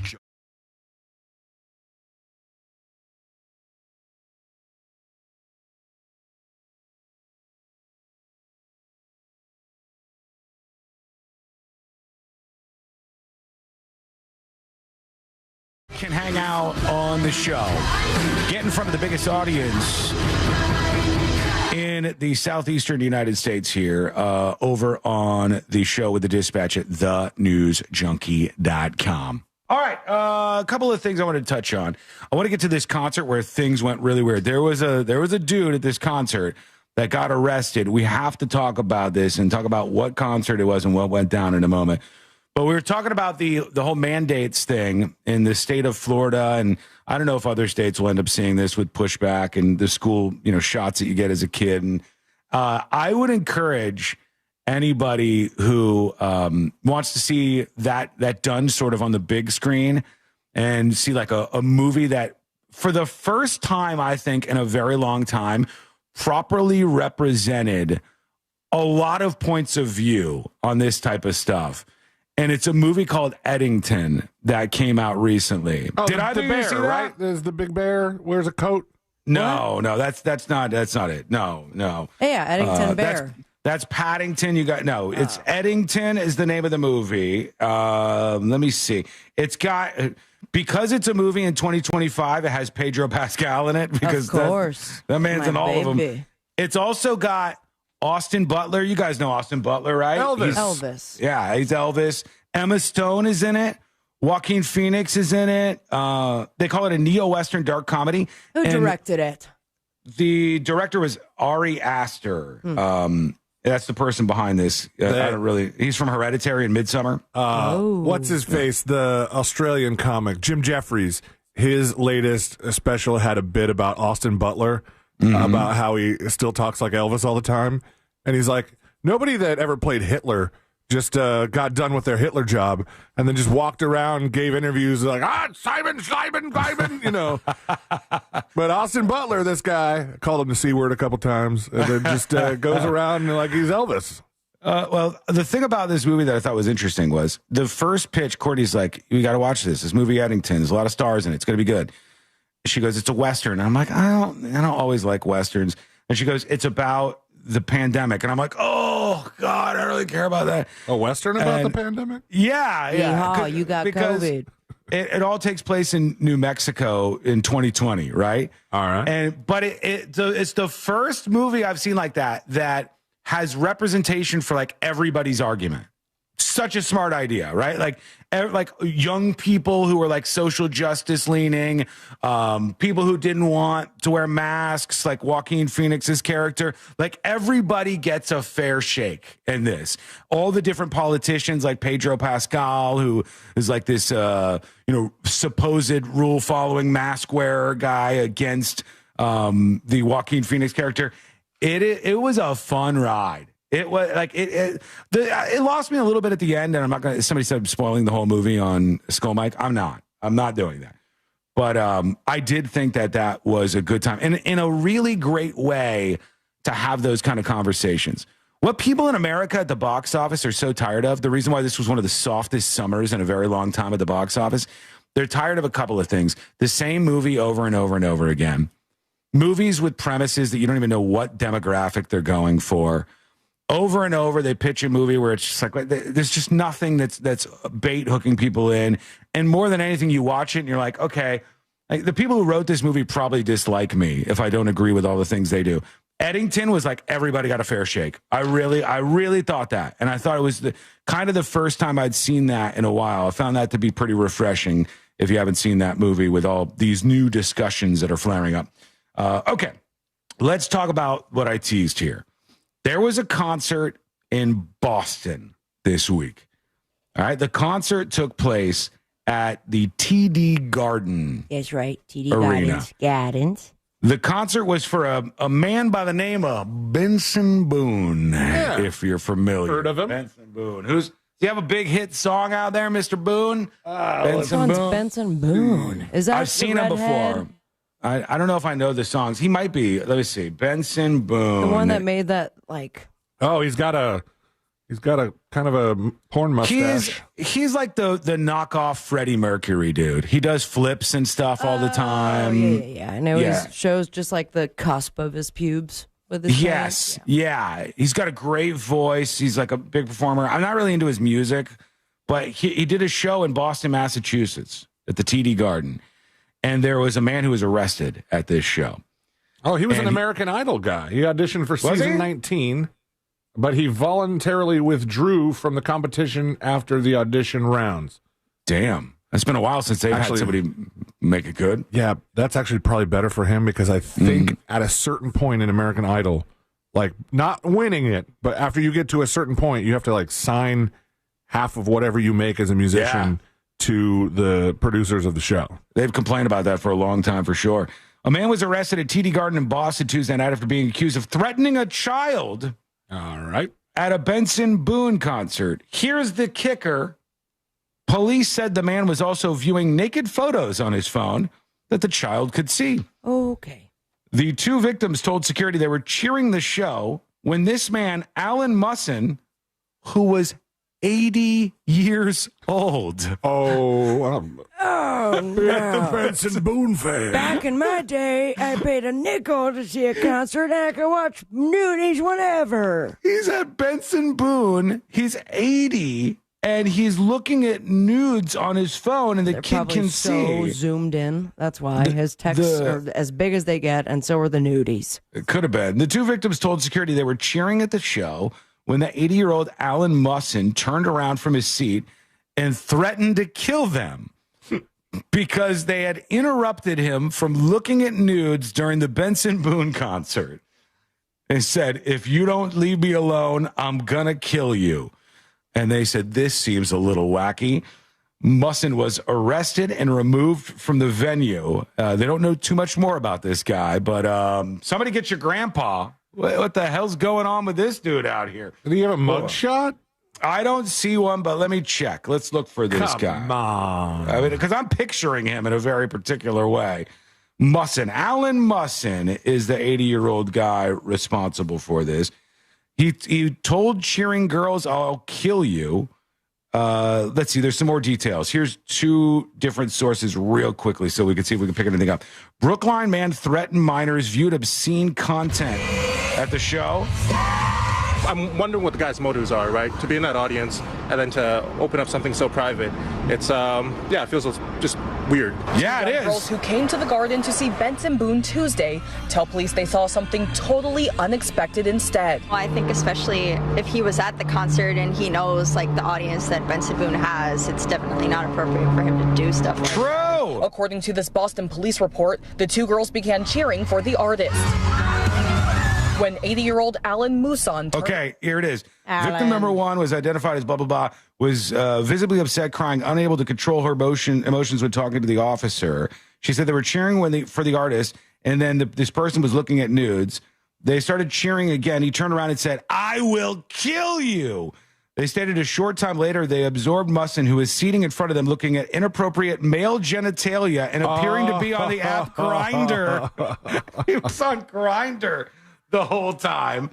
And she said she was extremely uncomfortable with this and alerted the security staff, who then alerted Boston police. This is what the police report says. There's something weird about this police report and the way they've redacted it. Do you notice anything strange about it? No. They've redacted the seats. Oh, the seats?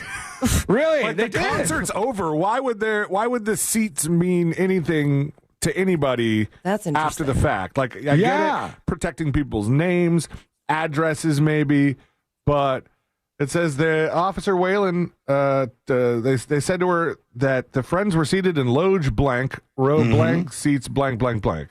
Yeah. You can't really get identified by that, I don't think. I mean, unless they were like season tickets, but that would have to be a season pass or a box that also includes the concerts for that year. Maybe they think, C-Lane, that people would like look at the video of the concert and pause and try to pick out those seats and then be like, here's the people. That is a stretch. So he was looking I would be looking to find the old man that's looking at dongs.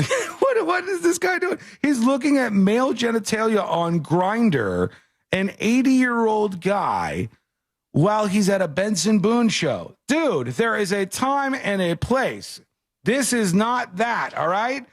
Good God, let's see what else they say. Around and yelled, "I will kill you."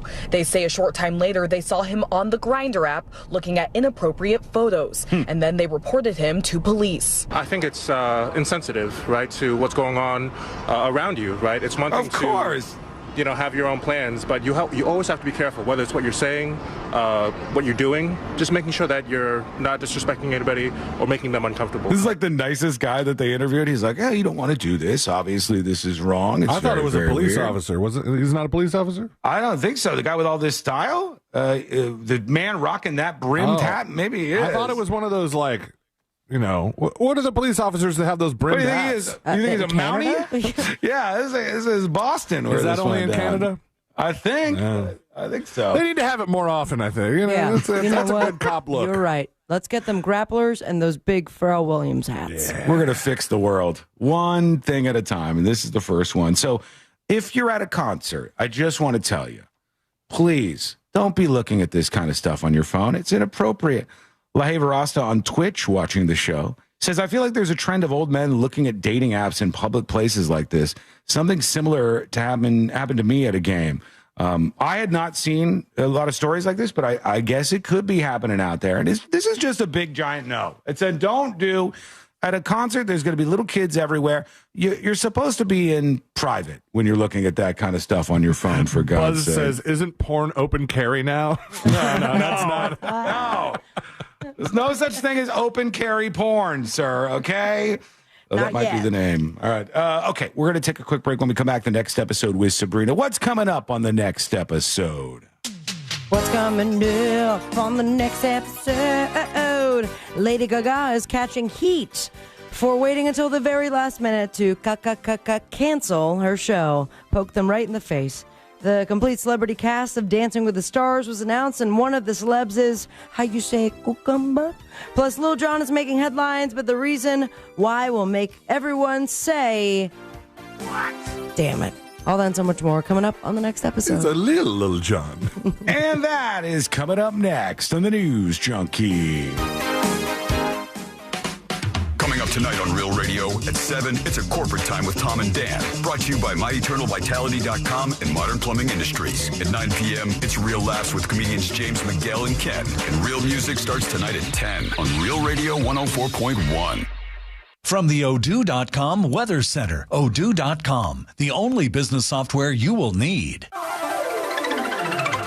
Hey there, I'm Fox 35 Storm Team meteorologist Brooks Garner with a look at your forecast for our region today. And we've got a higher chance for storms. High temperature 90 degrees, about a 50-50 shot of some rain this afternoon in Orlando between 2 and 5 p.m. and a 60% chance in Melbourne and Palm Bay as you head down 95 heading towards South Florida. In the forecast for the rest of the week, we'll have about a 50 to 60% chance for storms each afternoon. Otherwise, pretty typical early September weather with highs in the low 90s. I'm Fox 35 Storm Team meteorologist Brooks Garner. This report is sponsored by Truist. When you work with someone who knows a lot. Hey there, cutie.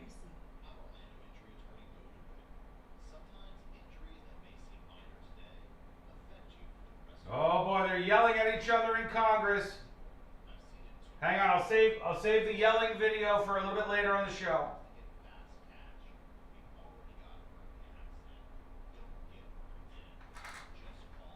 Hey folks, we got less than 4 minutes and we're back live on the show. In the meantime, a little chit and a little chat with yours truly. Hi, Insecure Walrus. How are you, friend? Hope all is well with you. Hey, Tanya, how are you? Always good to see Tanya around here. 3 minutes and we're coming back live. Folks, last night was a really fun secret show. Later than usual on a Wednesday because C-Lane has his haircut event tonight. Next week, Josh has an issue, so our scheduling is a little weird next week too. Generally speaking, secret shows are recorded live on Thursdays, but this week was a very fun show, and I can't wait till you get to check it out. If you want to subscribe to secret shows, you can pick up a gift for subscribing. After you subscribe, claim either a random magnet, so you can get in on Game of Magnets. You can claim some other exclusive stuff like the Skin Bear sticker or the brand new and first ever pin. The No Shit Warlock pin is also something that you can claim, all for signing up. If you're already a subscriber and you want one of these items, hit that gift icon, send somebody, a random listener, the gift of secret shows. What happens is you buy it for however many random listeners, maybe it's 5 or something. It puts an alert up on the website, and then you get to see who claims each one of those. So it's nice and open.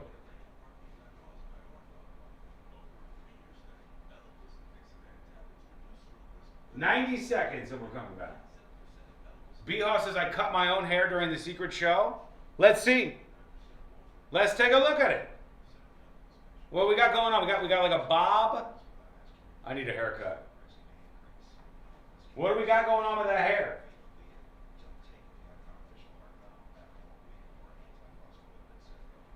At the News Junkie, I'm going to make a news story you can cover, then interview me. I'm going to yank out the old baby maker at a technical death metal show and see who notices.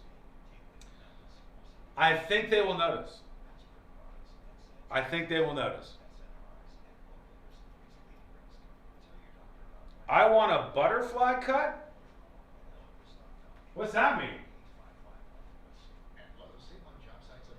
All right, 1 minute and we're coming back live. Don't let anybody tell you you don't look good today. You look fantastic. You smell good. And I'm just glad to have you along for the ride. If you could do something for me, it would be to hit that like button on this stream. So please do. 30 seconds, coming back live.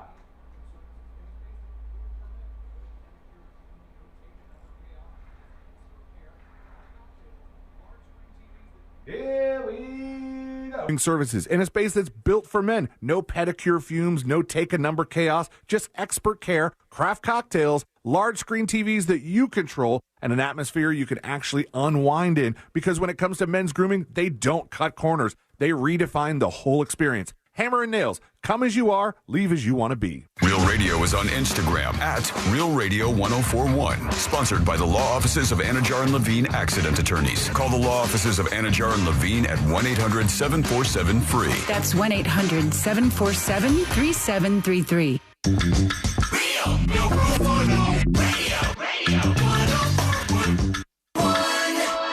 The only show brave enough to admit we Google half this stuff. This is the news.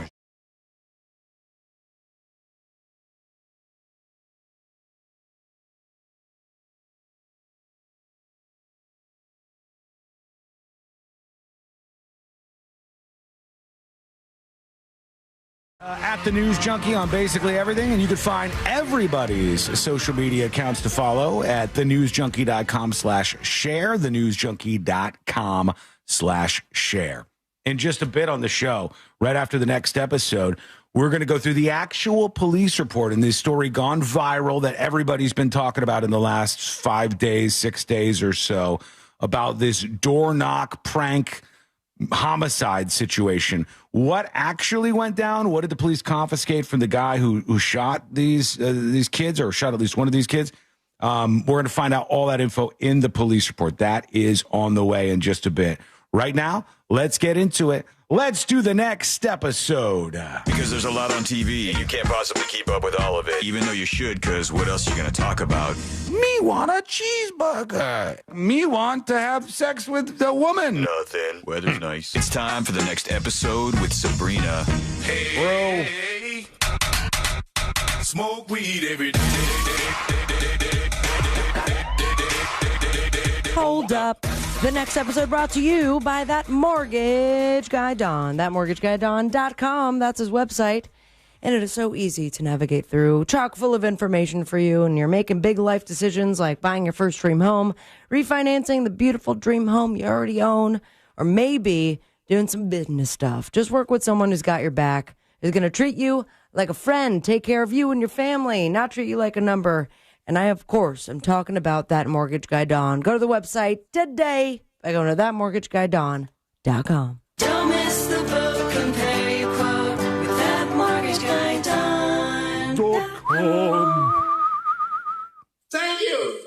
19 years ago, 2006. Mm-hmm. It's a hard day for everybody. Can't believe it's been 19 years. But it was on this day that a stingray got 1 point. Oh. No. And this guy got 0. And died. I'm on top of the world. I'm gonna push it. Crocodile Hunter. Steve Irwin. Crikey. Love that guy. He really did push it to the limit and died doing what he loved, kind of. His son is really good at. Son is very hot as well. Doing the you like. Oh, you like the son, but you hate Forever Bindi Irwin, the daughter? I don't hate her. I just I find her a little untruthful. There's something behind those Bindi eyes, but I hope she's well. All of them. And as we move on to more current times, someone who is also not doing great. Bruce Willis. It is part of the news. There's been a health update on Bruce Willis amid his battle with frontotemporal dementia, and close insiders are now spilling all the tea. May I say, not that close. Why are you spilling your tea to yahoo.com? But here we are. He's been battling this brain disorder since 2023. And as of now, a new report is saying his health is, and I quote, going downhill fast. Oh, man. Dying hard. Yeah. His family continues to support him. I know his wife got a lot of flack recently, catching some heat. Emma, what did she do? She revealed that she's moved him into a separate home away from the primary residence. Yeah, they got help. And they're because, like, why it's wouldn't you getting stay bad. with your husband? That's so dumb. Says people who are like not taking care of anybody like that Exactly. usually. And her response, I think, was perfectly appropriate. You have no idea what I'm going through because you're not in it. I'm sure when you got the Bruce Willis kind of money, the side help, the home, whatever that you've moved him into is top notch. Probably way course. better. You know. Yeah. If you could change one thing, if you could just change one thing, I would say maybe family and close people to Bruce Willis, maybe stop publishing photographs of him. Maybe that would be a good idea. Maybe he likes it. Maybe that's the one thing he doesn't remember. He doesn't know also, what's going on. Also, if he was put in a bad place, is he the one that's going to tell them he's being mistreated? He looks like he's trying to follow two bees going in two different directions, and he has no idea what's happening. And they just keep going like, here's me and Bruce, here's me and Bruce. It's like, you guys are posting these to get likes on social media. Stop putting photos of him out there. Jesus. Yeah, and this is kind of weird because he was announced as part of the celebrity cast for Dancing with the Stars. Oh, he's not going to remember anything. 1-2 step. No, he's not in it, but it has been announced. Season 34. I can't believe this is 34 seasons long. On Good Morning America, we have Alfonso Ribeiro. Oh, good. Okay. Also known as Carlton? Carlton, yes. Julianne. Hoof. He's not in it. He's going to be hosting along with Julianne. But this is who we've got. You ready? Jen Affleck from The Secret Life of Mormon Wives.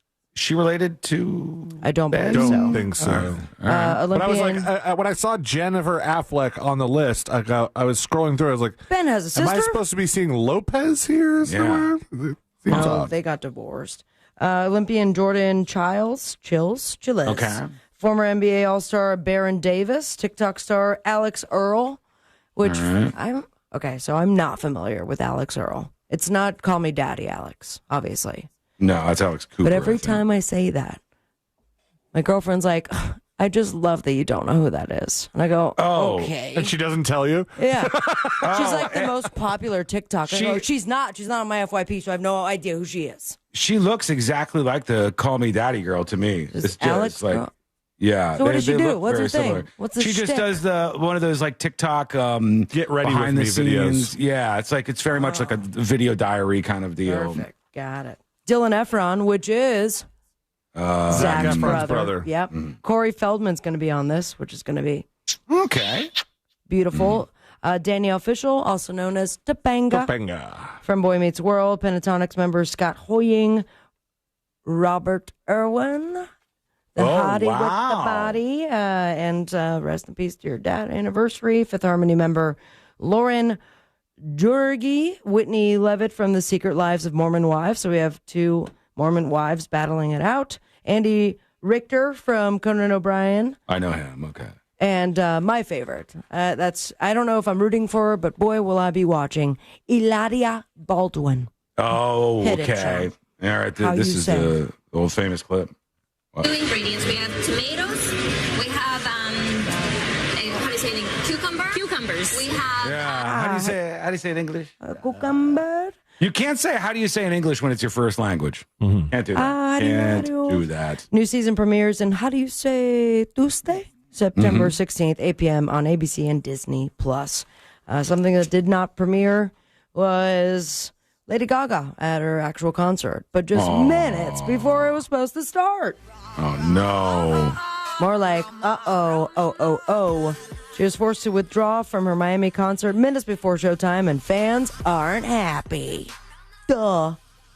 Gaga canceled her Miami Mayhem show minutes before due to what? Guess, guys. 3, 2. Was it an Elton John type situation? She get infection? sick? Yeah, she gets some head cold. It was not an ear infection, no head cold. Acid reflux? You're closer. Indigestion? Yeah, you're warm. Diarrhea. Nausea, heartburn, indigestion, upset stomach, diarrhea? It was not a Pepto, but it was a vocal strain. Oh. Hi, everyone. I'm so sorry, but I need to postpone tonight's show in Miami. Explaining the vocal strain. I mean, Lady Gaga. It's very strange. You go to hear the vocals. If you could, I know this is very last minute. Look up a compilation of Lady Gaga vomiting during her concerts. Thing? Oh, it is, and Gross. it's very funny. But she has proven in the past that she can vomit? projectile vomit, Exorcist style, during her show. Well, her dancer tries to distract everybody, and the show goes on. But this vocal strain was so bad that she had to cancel it while people were still getting into the venue.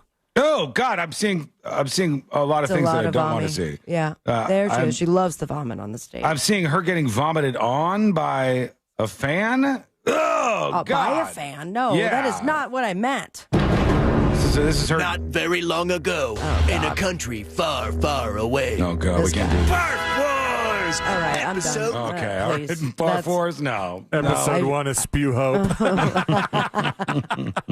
Thousands of fans were waiting outside of the venue in Miami before getting the news that the concert was canceled. So, sorry about ya. Damn. Also, but this is good news for, I am not completely sure who, good economic news. Guess what will not be affected by President Trump's tariffs? Concert tickets, beef, bacon, bacon. No, nothing. None of those. CDs and vinyl. Oh, cool. They will be exempt because they're considered information materials. So you just have to make sure to have information material givers like CD players and record players. That also includes cassettes, publications, films, posters, photographs, microfilm, microfiche. Microfiche. What's or microfiche? It's Tiny little fish? It's the way they used to archive newspapers. You would have like a big sheet. Oh, that reel. That you would have to at put the library. like a microscope on to read old newspapers. Huh. CD-ROMs, artworks, and news wire feeds. Hot of the wire. Those are going to be exempt from the tariff, 75% of which nobody uses anymore. Congratulations. All right. We got the 39th season premiere of Sunday Night Football on Thursday. Opening day. Eagles and the Cowboys. Episode 3 of Peacemaker on HBO Max. Star Trek Strange New Worlds on Paramount Plus. Series premiere of The Paper. You guys going to watch? I will, Office actually. Nerds? I want to watch it. Yeah, I I'll give will it a watch shot. as well. And series premiere of NCIS Tony and Ziva on Paramount Plus as well. Follow your dreams and me on Instagram at Sabrina Ambra. And most importantly, say it with me, America. Smoke weed every day. Why does she throw up so much? Is there a There's reason for this? There's one incredible clip where she's talking, she's on some sort of lift, and then the dancer realizes what's going on, and he starts to dance in front of her, but all you see off the sides is her Exorcist style vomit. And then she goes and she sings a little bit, and then she throws up again. and the show goes on. Weird. I don't remember her being thrown up on by a fan though. No, That's the very video of that strange. is gross. I don't want this. It got more views than the other one. Huh. I guess so. All right, let's see here. We're going to take a quick break. When we come back, we are going to get into the police report from this door knock prank murder. And now we'll finally see what's actually going on, the actual evidence in this case. We'll learn about what the police found at this guy's house. This is a story that's gone pretty viral. If you don't know about it, I'll get you all caught up to speed. But we're going to go a little bit deeper and see what's in this actual police report. And that is coming up next on the News Junkie. The NFL season kicks off for the Tampa Bay Bucks when they go to Atlanta to face the Falcons this Sunday. Coverage starts at 12 noon on Real Radio 104.1 and the free iHeartRadio app. Presented by First Horizon Bank and Renewal by Anderson, official partner of the Tampa Bay Buccaneers. You're going to run into some slowdowns due to construction on I-4 eastbound before I-95. 3 lanes are closed. There's a crash, partially blocked. Hey, folks. Just nuked somebody on the dispatch side. I'll tell you why they got banned in a second. This report is sponsored by AutoZone. Get in the zone. It's time to say goodnight to that check engine light with the free AutoZone Fix Finder service. It'll help troubleshoot the likely cause of your light for free, so you can drive with peace of mind. Restrictions apply. Get in the zone. AutoZone. Hard to get banned on the dispatch side of things, but if you send a dispatch like the guy who I just nuked, sorry, nobody will see your posts anymore. And you say, Sean just gets all of the content for the show from Reddit. Number one, I fucking hate you. Okay? I want to make that clear. You are an obnoxious worm. And your brain works on such a basic infantile level that you don't realize that this show is about all things viral, and that the similarities between the front page of like a viral website and what happens here, there might be some overlap. There may indeed be some overlap. But I'll have you know, I only check one Reddit subreddit, only one, in show prep, and that is r/nottheonion. That is the only subreddit that I check at all. I don't even check the homepage. I only check that subreddit, and then I check r/drama, but that's not even Reddit because they canceled that subreddit, and it's like its own site. It's a really bad one, actually. But if you do that, you will annoy me and you will be banned. So, fuck you very much. Stream East shut down. I saw this yesterday, even though Stream East has said we didn't get shut down. The crazy thing is, this bootleg sports website, which had like sports streaming on it, had 136 million monthly visitors. 136 million monthly visitors on this Stream East website that got shut down finally by authorities. That is stunning. That's like more than a third of the population of America every month was going to this illegal streaming website. Crazy.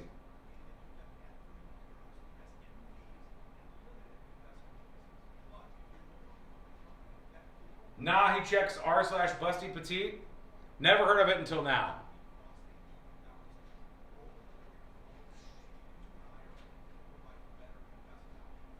Console Bob says, okay, just a bit touchy. Console Bob, imagine you like dedicate your life to doing something. You have done it since before Reddit existed. The people at Reddit have heard of the show and know things that I do get from Reddit. Like today I learned the people from Reddit have been like, that's awesome that you do that. We support that you do that on the show, and have reached out directly to me over the years. And to have somebody toss away the work that I put in with a comment like that, no. Like, why am I going to I don't have to let you heckle me on my platforms. Otherwise, why am I doing this? Do you understand? I hope you can understand that from my perspective. That's low-calorie shit. If you want to tackle me for any take that I have, if you want to tell me, here's why you're wrong, Sean, this is why you got this wrong, here's why you're wrong about anything, any number of things, from A to Z, any number of them, do it. And a lot of times if it's decent, I'll play it back and I'll fight with you a little bit. Okay? But if you just want to throw out this low-calorie stuff, I think that's boring. What's his name? I don't know. I'll tell you. Hang on. We're coming back. I lost track of time. His name is CF. See ya fucking later. You know what I mean? Do you have AC needs? Turn to the experts at Carrier. Go to millsair.com. Broadcasting live from the JustCallMo.com studios. Need help after an accident? Just call Mo. Learn more at JustCallMo.com or call 1-800-CALL-MO. This is WTKS-FM HD1 Cocoa Beach, Orlando, an iHeart radio station. Make us the #1 preset on your car radio and on the free new and improved iHeart Radio app. Listen for all your music, radio, and podcasts. Free never sounded so good. Now, your chance at $1,000 and a trip to our iHeart Radio Music Festival. Text the nationwide keyword festival to 200-200. You'll get a confirmation text and info. Standard data and message rates apply in this nationwide contest. That's festival to 200-200. Radio. Radio. 104.1. Helping to spread awareness, or whatever the new buzz term is. We're not actually doing anything.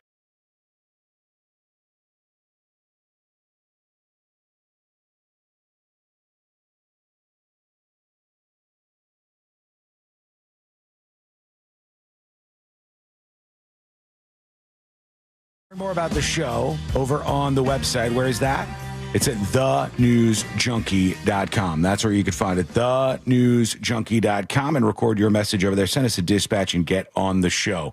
Yesterday, I was bitching about, and I'll continue to bitch about the coverage of these stories where they say, well, it was a ding-dong ditch situation, and then somebody ended up getting hurt, and you're like, okay, that's not a fair representation of what happens in a lot of these cases. If you're a kid and you go and drop kick some dude's front door at 11 o'clock at night, that does not equate to ding-dong ditch. Ding-dong ditch is like, most people are going to take that as a fun little thing. You just ring the doorbell and you leave and it's no big deal. And people who complain about that are probably, like you shouldn't do it, but it's like you certainly should never shoot anybody for it. If you're drop kicking doors in the middle of the night, that's, it's domestic terrorism. I think the little kids should get in trouble for it if you're drop kicking a door in the middle of the night. And in this case, out of Houston, this 42-year-old homeowner, Gonzalo Leon Jr. has been charged with murder in this case where these young kids ding-dong ditched, a.k.a. like kicked his door. Now, I'm not supporting this guy because I don't think you should ever shoot at people who are running away from you, especially 11-year-olds. Wait. That seems bad. I thought they didn't kick his door. I thought this was a knock or a ding-dong. No, they kicked his door. They allegedly kicked his door. And I got the police report. So let's go through it because all over the place, you'll always hear either people talking about what they saw in the police report or they'll just give you details in the story. But people don't often just give you the actual info. And when stories start to go viral like this, I like to do that around here so we know what's happening. So now here is the charging documents that I got my hands on. Here we go. It says, the state of Texas v. Gonzalo Leon Jr., the charge is murder, a felony charge. In the name and by authority of the state of Texas, the district attorney signs this whole thing. He says he has good reason to believe that in Harris County, Texas, Gonzalo Leon Jr., called the defendant after this, did then and there lawfully, intentionally, and knowingly cause the death of J.G., hereafter called the complainant. That's the 11-year-old kid who was shot and killed, by shooting the complainant with a deadly weapon, namely a firearm. It is further presented in Harris County, Texas, that Gonzalo Leon Jr. styled the defendant, hereafter blah, blah, blah, on the date, did then and there lawfully intend to cause seriously bodily injury, to this person with a deadly weapon, namely a firearm. So here's the probable cause affidavit. The person who wrote this, Affiant J. Brown, is a certified peace officer employed as a detective with the Houston Police Department Homicide Division, assigned to day shift murder squad number 3. Man, that sounds intense. Murder squad number 3? Yeah, I'm on murder squad number 3. I have reason to believe. Third best murder squad? Or I guess so. Do you work your way up to murder squad number 1? I don't know if it's like a strip club where the day shift is less than ideal, or if murder squad day shift is the best.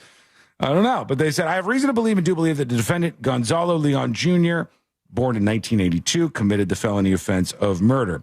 On August 31st, this is when this went down, 2025, this person was assigned to investigate the murder of the complainant, JG, an 11-year-old child. At the beginning of my investigation, I spoke with HPD homicide detective Gonzalez, a certified police officer, peace officer I found to be credible and reliable. Detective Gonzalez stated the case was originally assigned to him as a shooting because the complainant was still alive, and then, of course, the 11-year-old ended up dying. Detective Gonzalez stated while at the scene, he met with officers found to be credible and reliable. They said a young child, identified as the complainant, JG, had been shot and taken to the hospital but was still alive. He eventually died. Detective Gonzalez stated that he learned that the complainant's mother had arrived at the hospital and confirmed the identity and the age of the complainant. Detective Gonzalez stated he was able to speak to the kid before he died, I guess, or the kid who was with him, his friend JG, who was a witness, when he was shot. Witness said that he and the complainant were walking around, knocking on the doors of some residences and walking away, a prank sometimes called ding-dong ditch. Witness JG said that he and the complainant were doing this as a joke or a prank. They said that they went up to the last house and knocked on the door, and they both ran. The witness said this time he heard a gunshot as they were running away. The witness said he stated hearing the gunshot and it caused him to look back at the house they were running from, and he saw a person wearing all black extend his arm and shoot one more time towards the 11-year-old boy. He said the 11-year-old then collapsed to the ground asking for help. The witness said he then screamed for help and a neighbor ran over to him. The detective said the witness directed police to a house they were running from, and they said the specific address in Houston, Texas, where this all happened. So the defendant was positively identified through his driver's license as Gonzalo Leon Jr. Let's see what he says, if he has like his side of things. They said he matched the physical description and style of clothing as the shooter. They went into his house. They eventually found 20 firearms at this guy's house. Okay. That's quite a bit of firearms. Yeah, like right when he went inside, the cop said in the report, I saw 4 to 5 AR-style rifles in a small closet on the left side of the residence next to the front door, and a pistol that allegedly belonged to the defendant's wife. They didn't take the guns at the time, but they have taken the guns since this, I guess. Around 20 firearms were found, AR-type rifles, shotgun, and medium-caliber pistols. The statement from witness JG said on the night of the murder, he and the complainant, who is his cousin, were attending a birthday party with family. So this is the witness again. Approximately a block away. So they were a block away. They got bored. They wanted to ring doorbells or play ding-dong ditch. Witness JG stated there were only a few houses on the street. They knocked on the door of a blue house, identified as the defendant's residence, several times and ran away as a prank. I think they did this 3 separate times. So they went and hit the door. They're saying that they knocked. There's allegations that it wasn't, that it was a kick. Whatever. It doesn't really matter that much in the grand scheme of the investigation. But there was some interaction at the door 3 times. The third time, they said as they turned to run away, they saw a male dressed in black exit the wooden gate attached to the house. The witness said they began to run when he saw the person with a pistol shoot once into the ground. So that's like a warning shot. You probably would have got away with that, like a warning shot. Witness JG stated the male then raised the pistol and shot once again in their direction, striking the 11-year-old. So what was the point of the warning shot? Yeah, Come on. By the way, when you shoot the warning shot at somebody running away with that, which I think you probably would be fine doing. I think you would. No, you don't think so? I mean, there's definitely cause for, you're not supposed to do that. If you just shoot the round off into the ground, I don't know that the cops are going to arrest you for it at the very least. But if you do that, now that's your warning shot. What's happening since the warning shot? You are making a decision to shoot the person whose back is turned to you, and by person, child. Yeah, you're shooting the 11-year-old who's running away from you at full speed. And he said he heard a shot, and then the 11-year-old fell to the ground and was unable to move. He left and told everybody that the cousin had been shot. He returned to assist the cousin. He had to army drag him because he believed his legs were paralyzed at the time. He said as he did so, he saw the male who fired the shots slowly walk back into the house.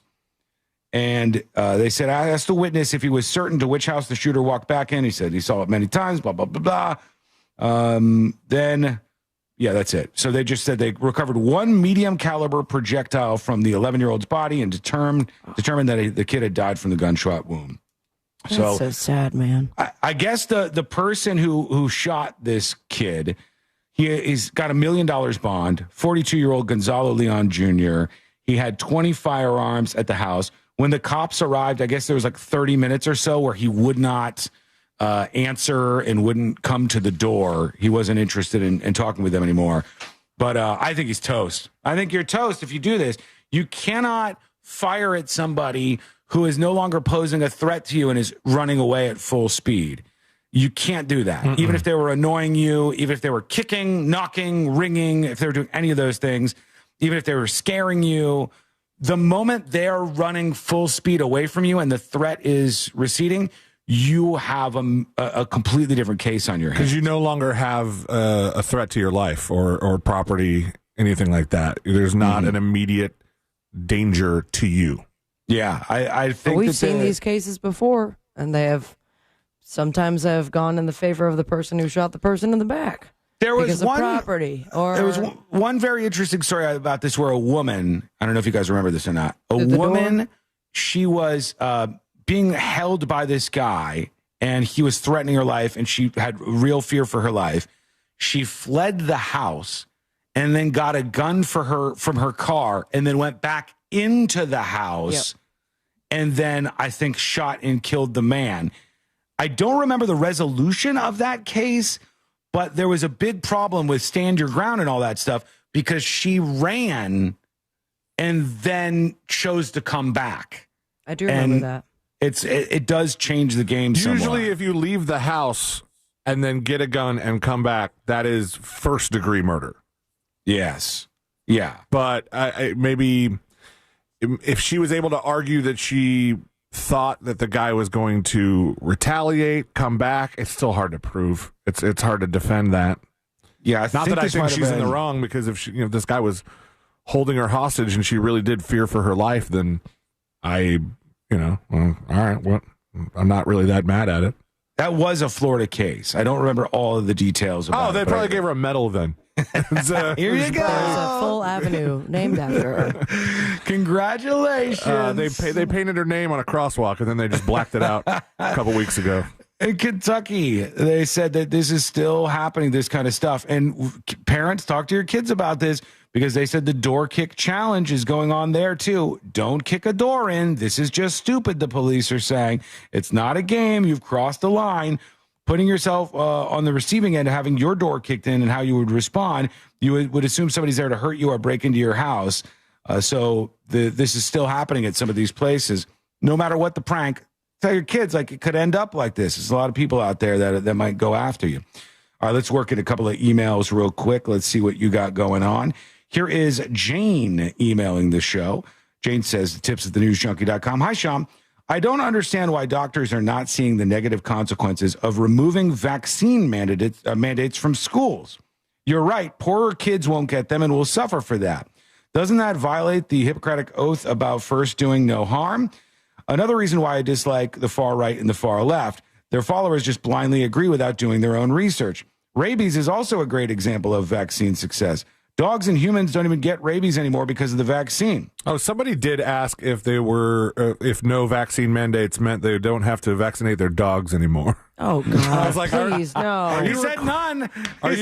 He did over and over again. Are you legally required to vaccinate your pets, or is that mostly just a vet recommendation? I don't know.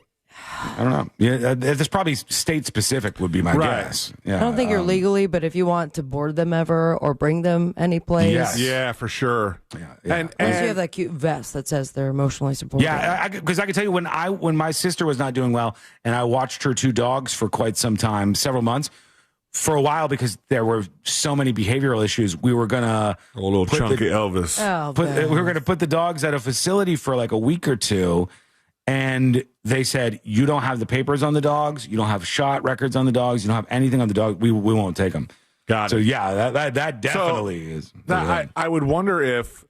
I mean, this is hypothetical because we're talking mostly about humans when we talk about the vaccine mandates.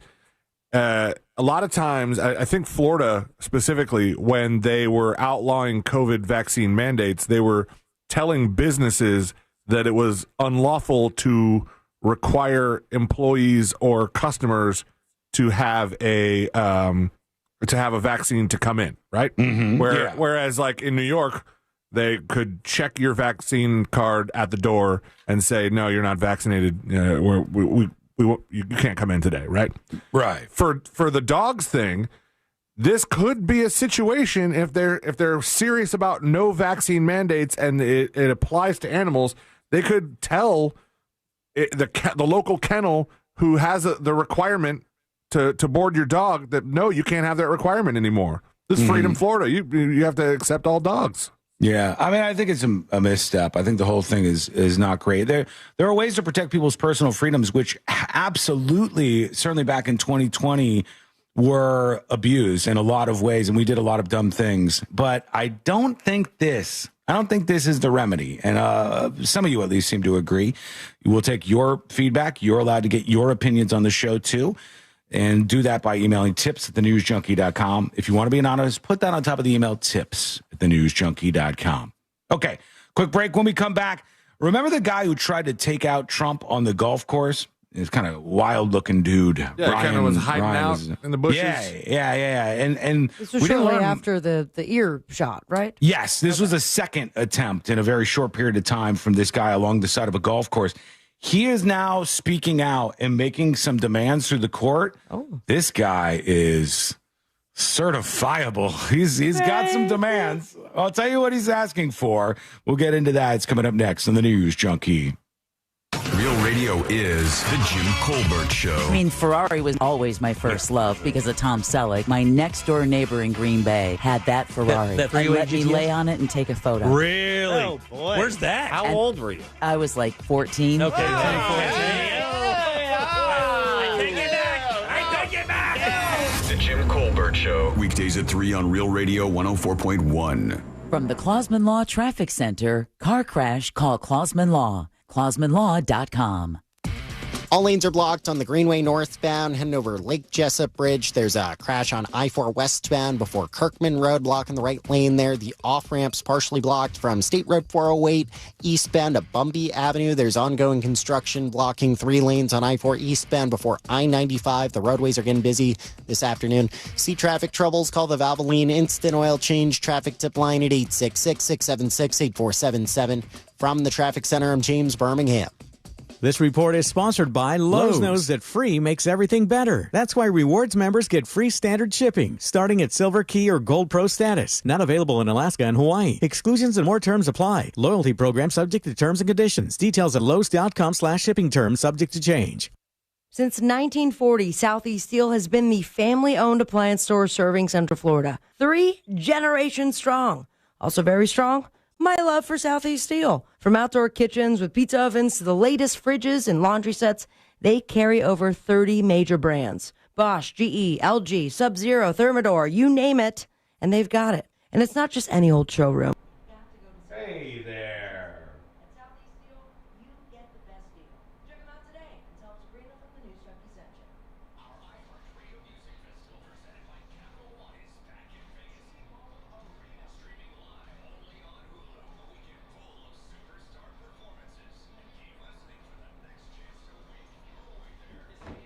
Uh-oh. Melania Trump is joining in, I think, on the robot uprising freak out.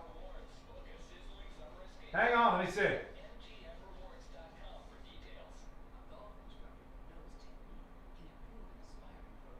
All right, we're going to talk about this when we come back. Melania Trump is coming for the robots, baby. Let's pair that with some of these AI stories. Got a couple emails here that we need to hit on. AI. Okay. 2 AI stories. A couple of emails.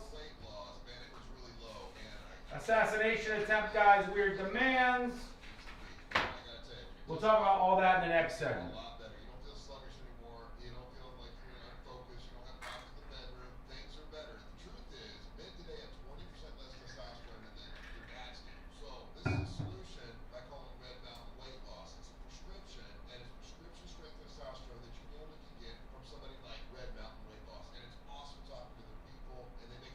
Got 3 minutes, and then we're coming back live.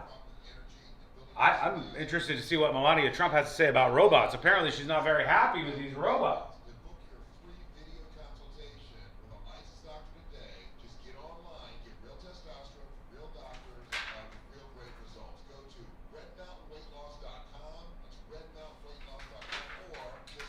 Don't need that.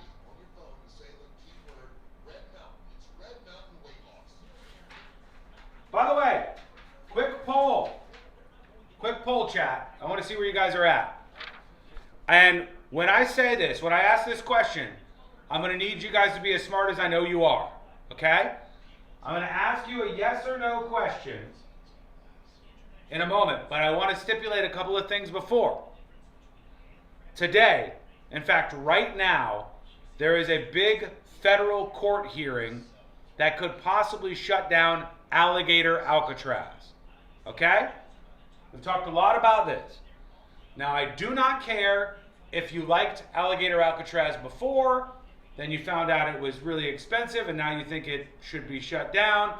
I don't care what your reasoning is. I don't care if you never liked Alligator Alcatraz. I don't care about any of that.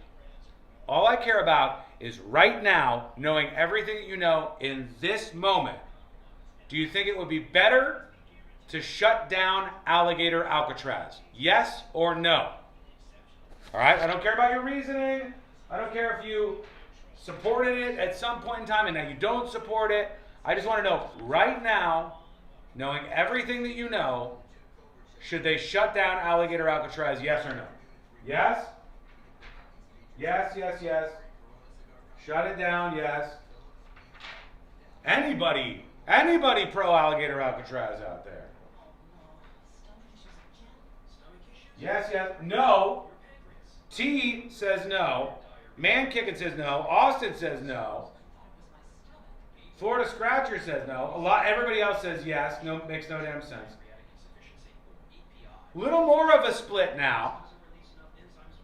To you knows, I'm a little surprised. I mean, the amount of money being spent on that facility does not add up. It doesn't make sense to me. It seems like it's too expensive.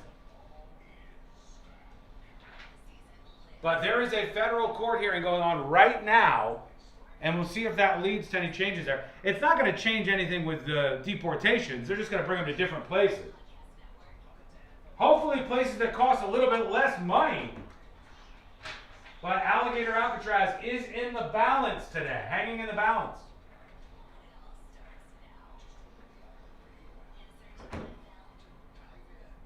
This is 24/7 coverage of everything you love about football.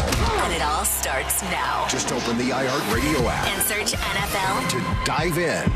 Need more animals, more gators, and more fun? Y'all need Gatorland. Now, your chance at $1,000 and a trip to our iHeart Radio Music Festival. Text the nationwide keyword festival to 200-200. You'll get a confirmation text and info. Standard data and message rates apply in this nationwide contest. That's festival to 200-200. Radio. 104.1. No one's really sure what all C-Lane's buttons actually do. This is the new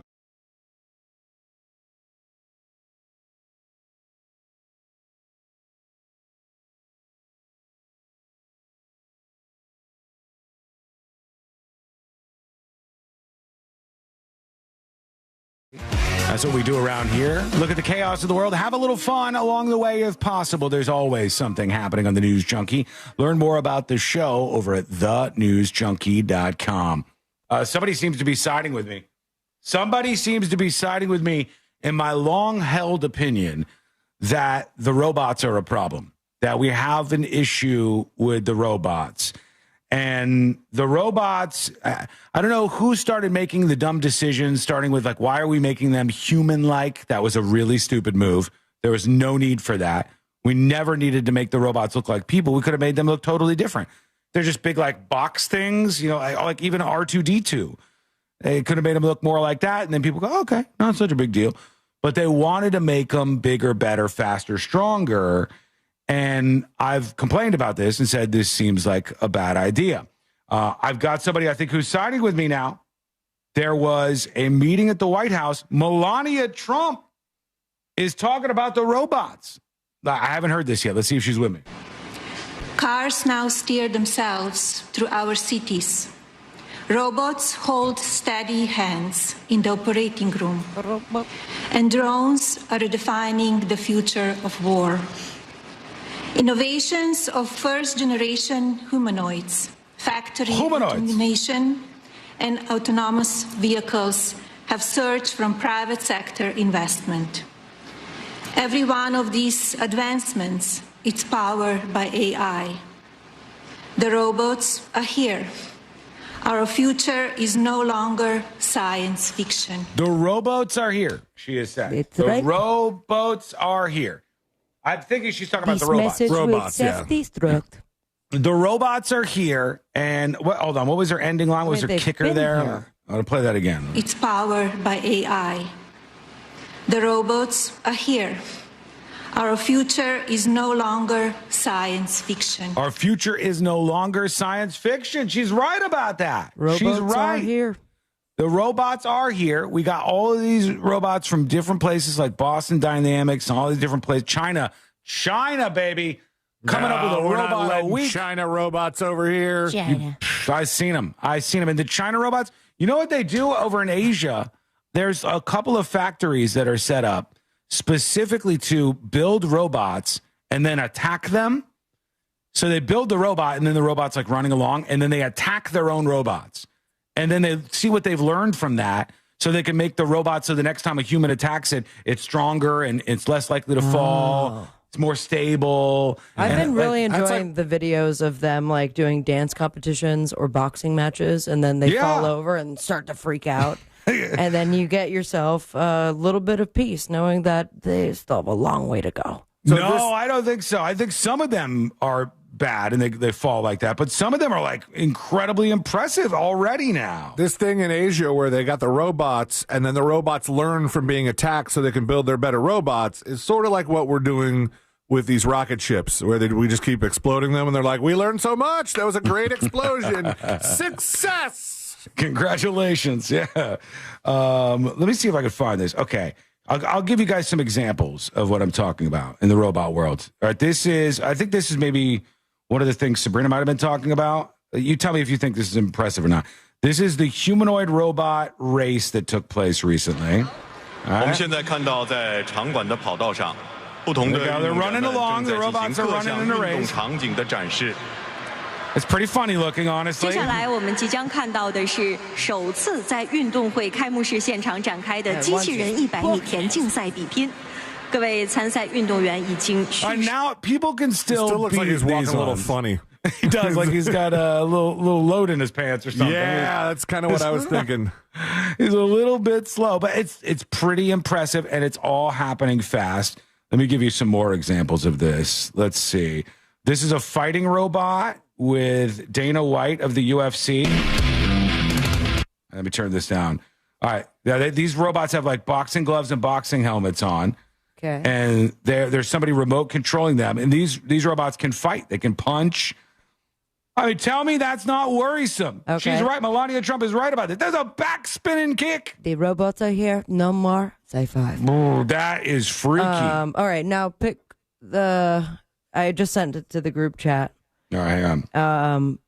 This is the one that I love and I've watched probably 1,000 times already. Okay, let me see. And 2, it'll bring you some peace of mind. No, because it's just a crappy one. There's ones that aren't crappy. This is it here? So funny. Okay, this one's dancing? Hang on. Mm-hmm. Oh, I can't hear anything. Good. Oh, no okay, sound. I got it. So he's dancing, he's getting it. He's got a vest on and a wig. And then he freaks out. He does freak out like a roach. It's like all the appendages just kind of. I couldn't tell if the robot was freaking out because it fell, or if it was still trying to dance, and those were the next moves. It's still dancing. It's just dancing horizontally now. Mm-hmm. There's so many videos like this. Okay, here's another Chinese company. I mean, this looks like Iron Man. That's not real. Yes. This looks fake. This looks fake AF. This is from a company called Engine AI Innovations. Yeah, Engine AI. It says it is positioned as an extremely lightweight companion model for young people. Right, It starts and they at don't they have walkways with $5,300. no railings. They don't need them. They're robots. These robots are fantastically skilled and adept at doing this. That doesn't convince you? Let's see what else we got. This is robots doing jobs. This one's pulling a cart around. What's wrong with his other hand? It looks so dystopian. It looks like a little slave robot. It's cleaning off a whiteboard. With my good hand. The robots are a problem. Pringles can. Grabbing a Pringles can.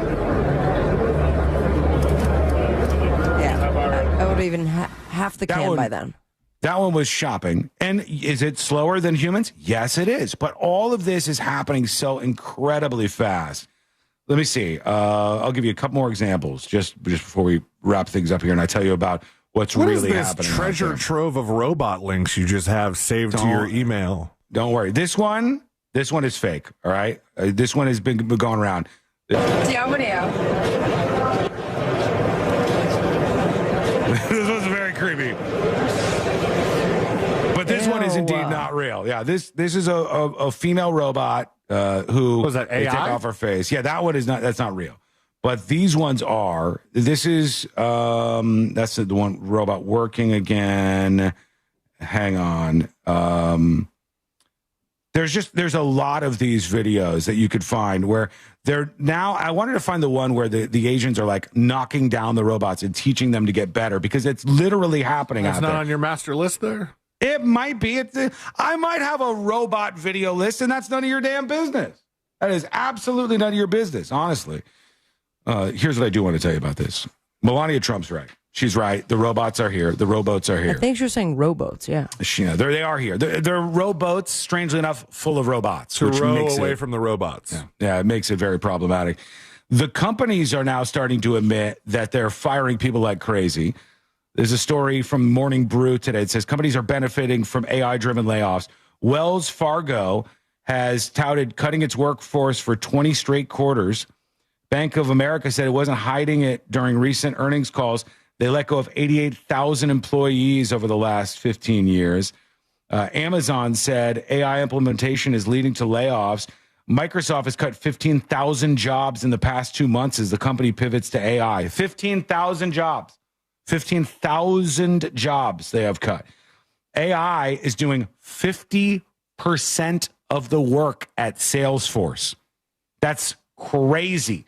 That's a major American company, Salesforce. And they cut 4,000 jobs because of AI. 50% of the work is being done by AI and robots over at Salesforce. Like, this is legitimately, if you have a kid right now, let's say you have a kid who's 2 years old or something. All right? Let's just say you have a kid. Just say you have a kid. His name is Jackson, we'll call him. And he's 2 years old. That. Let's just say that is your circumstance right now. You need to be aware that the jobs, when he is of working age in 16 years, are going to be gone. And therefore, your child, if you choose to have one now, or if you have one that's 2 years old named Jackson, will probably live with you forever. All right? That's just the reality Why would you say of that life. That is just the reality Just of get a life. robot to take care of him or something. You roommate. can start saving money now, though. You one of these robots to watch the kid or be a pal or something down the road. At least $5,000. What did that one say? $6,000. All right, a couple of emails to the show. Let's see what's going on with you. This is Kelly emailing. It says, "Hello, Mr. Washington, Sabrina, and Sealand. First, a longtime listener, huge fan. You are my number one preset on the iHeartRadio app." Yeah, baby. Thank you so much. Excellent. Good to hear that. Very good to hear that, Kelly. "I need help," she says. "How do I leave work at work? I've always worked in the caring industry. Prior, I was a professional nanny. Now a caregiver Just go home and stop caring. Simple as that. Have you tried stopping? I'm finding it life-consuming." She says, "I'm a caregiver for mentally and physically disabled adults in a residential setting. I find it life-consuming, and I desperately need any advice anybody can give on how to leave your work at work. I give all of me to my residents, and I struggle to turn that off. I'm sure this goes beyond the caregiver industry. Please give me your thoughts. Wiggle, wiggle, pop, pop," says Kelly. That's a great question, number one. Number two, I think one of the ways to do this, and I'm not a great person to answer this because I live in the work world. I obsess over this show. It's my main creation. It's a thing that I put work in nonstop. So I don't really leave it behind. You do have a 22-year-old son, but your show's the main creation. My main creation in the work world. No, I love him. He's the best. But I think that a lot of people will tend to do things like not check their work email at all when they are not working, not communicate based in the work world in any hours where they're not working, and make sure you kind of give yourself that break from this stuff. It sounds like you're a good employee and a good person. Yeah. Who you're like caught up in the caring of these individuals. Yeah, if it was just a cubicle job, I think it would be easier to separate those lives. But when you're thinking about the humans you're actually caring for, it's actually people. That makes sense. Mm-hmm. And then, I mean, I would rather somebody like this emailer take care of my loved one who is disabled or elderly versus someone who can separate it so much that they don't care at work. 100%. Yeah, I mean, and they this mistreat is patients. I could tell that this is a person who gives a damn and who's like putting so much of themselves in it that they're trying to separate. Maybe Ambien? Maybe the THC drinks. Maybe, I don't know. Something might like work for you and be like a miracle for you. But maybe overall, it's just about that thing where you get off the clock, try to pretend like you're flipping a switch. Try to pretend like the moment you get home and you walk through your door, like close your eyes and visualize yourself shutting off a switch and giving yourself some time. Almost like Severance. Like you're turning on that, you're shutting off the switch that is the work switch, putting on your actual life. And if you do that, I think sometimes you will be maybe even doing a service to the people that you care about, that you work with. Anyhow, I'm not good at that, but there's your answer from me. Peter emails the show, tips@thenewsjunkie.com. This might as well be another language to me. C-Lane, mentioning the Vasa made me smile. I knew of it, but I never expected to hear about it on your show. Very deep cut. Mm-hmm. The hell? Wait, what the hell is he talking about?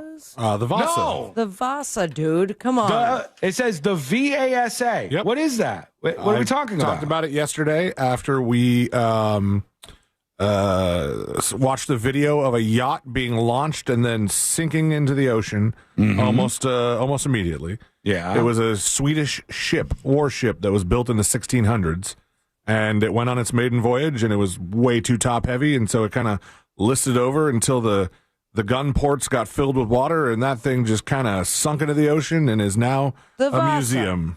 Oh, I do remember you talking about that. Yeah, the Vasa. I thought it was some sort of Star Wars thing or something for a moment. It was a real, actual Swedish warship. I'll check out the Wikipedia for that. And thank you for the email. We got more to get into, including you. You can join the show. Send us a video or audio dispatch at thenewsjunkie.com. Jury duty is coming up next. We'll talk about, as I teased earlier, the guy who tried to kill Trump from the golf course. The guy who was like in the woods and like the bushes. and they ended up catching up with this guy. He's now demanding things in court, and this guy is a wild time. We'll talk about that, the missing minute that has been exposed in the Epstein video, and a whole lot more on the way. Jury duty is coming up next on the News Junkie. You know you can always text us, unless you're driving, at 77031. Standard data and message rates apply. Real Mobile is powered by Orange Buick GMC and orangebuickgmc.com. We are professional grade. This is Doug Gottlieb. Here's what's trending from the iHeart Sports Network. Presented by Mercedes-Benz. The new NFL season kicks off tonight. Defending champion Eagles host the Cowboys in the league opener. College football, UCF has another practice day. They're getting ready to host North Carolina A&T Saturday, the first ever meeting between the programs. Among the other games Saturday, Florida will host South Florida. Baseball, the Rays stay hot, winning their 6th in a row, beating Seattle. The Marlins going the other direction. They lost to Washington and are swept by the Nationals. I'm Adam Owen. Looking for an exceptional driving experience? Find it behind the wheel of a Mercedes-Benz SUV. Experience the power, precision, and intelligence of an iconic Mercedes-Benz SUV at your local Mercedes-Benz dealer today. Well, tonight is the night, guys' night out at Hammer and Nails in Winter Garden. Looking forward to seeing a bunch of people there. If I had not emailed you back, shoot me a quick line, CLANE@realradio.fm. I don't know if we're going to have the spots, but we'll try and figure out something for you. And if you can't make it tonight, do yourself a favor. Download the Hammer and Nails app on the App Store and make an account and check out some of the amazing services that they have for you. They have waiting for you with their expert guys over there that will give you the premium cuts, the razor outline, warm foam, shampoo, scalp massage, all the hot towels, even some cold towels. You're going to get pampered. That's what it's all about. Treating yourself, because you deserve to look good and you deserve to, take some time to yourself and relax. Sink into an oversized leather throne. Pop on some noise-canceling headphones. Sip your favorite beverage from their fully stocked bar. And just enjoy yourself. Treat yourself to Hammer and Nails. It's men's grooming redefined. Locations in Oviedo, Winter Park, Winter Garden, and Windermere. And find them online at hammerandnailsgrooming.com. Hey, it's that mortgage guy, Don. Good news. We offer HELOCs and home equity lines of credit with scores as low as 640. Find out if you're qualified today at thatmortgageguyDon.com. With that mortgage guy, Don. Rollovers, head-on collisions, hit and runs, you name it. We've litigated it. And while insurance companies joke about the mayhem. Hey, folks. How are you doing on a Thursday?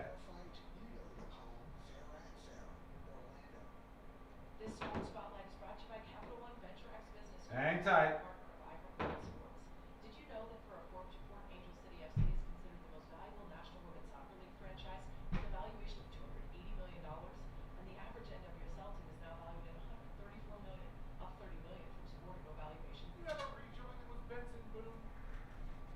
Possibly. Yeah, there's a good chance.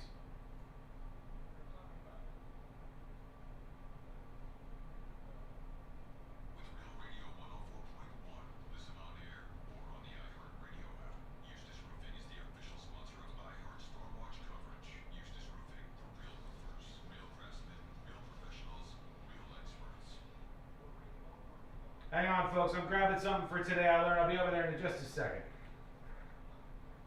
Just a secondo.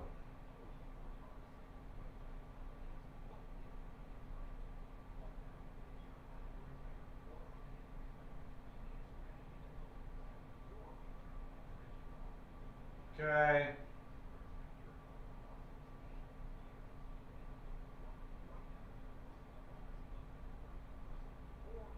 Let me cue this up.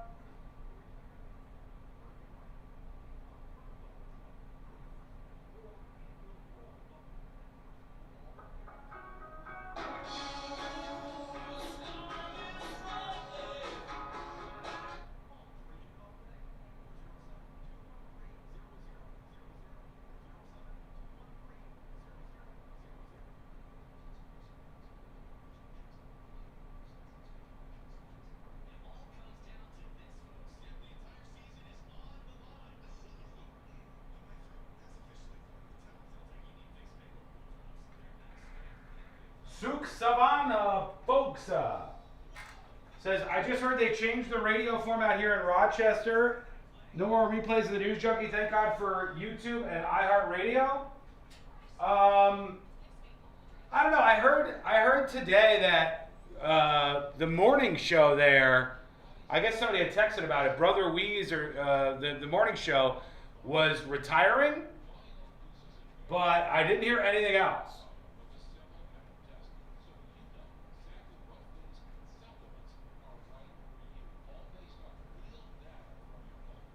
No more junkies in Rochester on the FM? I don't know that that's true.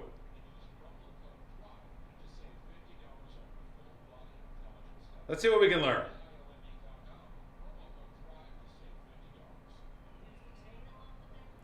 Yeah, it says Brother Weeze announces his final show. Radio Hall of Fame inductee Brother Weeze announced his that Thursday's show. So today's show is his last show. He said, "This is my last show after doing talk shows for 40 years.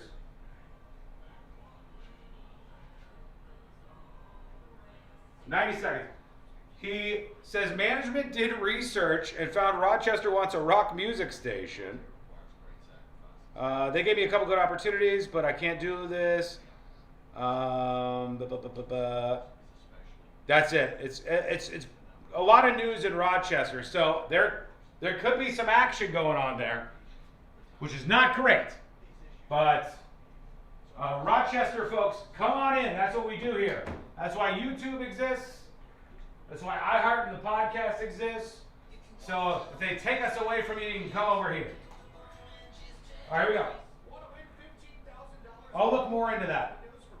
Illinois, CordellCordell.com. If you want your windows there in weeks, pick up the phone and just text Reese. Want to win $15,000 in new impact windows from Reese Windows? Pick up your phone and text the word WOW to 20129. That's WOW to 20129. Live radio, trusted DJs, breaking news, live play-by-play, endless music, and podcasts just for you. It's the free iHeartRadio app. Radio your way. Join the millions who already have it. Download the free iHeartRadio app, the #1 app for radio. At Lowe's, save on job site supplies with My Lowe's Pro Rewards. Eligible members enjoy volume discounts on qualifying orders through a quote of $2,000 or more. Offer can't be combined with any other discount, contract, and or special pricing. Exclusions, more terms, and restrictions apply. Details at Lowe's.com/terms, subject to change. Save every day at Headquarter Hyundai. We've dropped prices on acres of new Hyundais. Visit headquarterhyundai.com.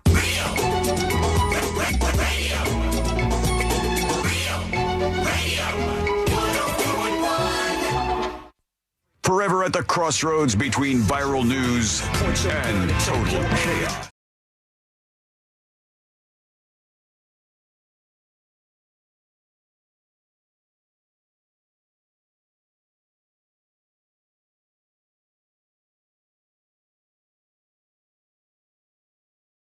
For Rochester and the folks listening to us up there. I don't know what's going on. What happened? A little bit of chaos up there. We'll get into this in just a moment.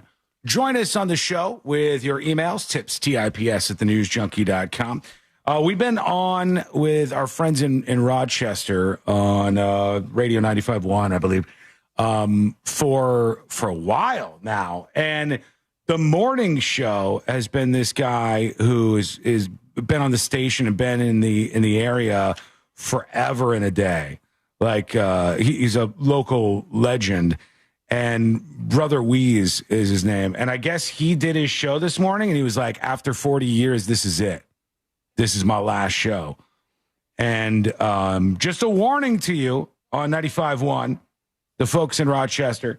Like sometimes this happens. Sometimes you get to hear the show for a long time, and then whoop, they pull it right out from under you. Hi. It's happened many times. And I want to tell you, now is the time to go subscribe to the podcast. If you want to keep hanging out with us, go to thenewsjunkie.com.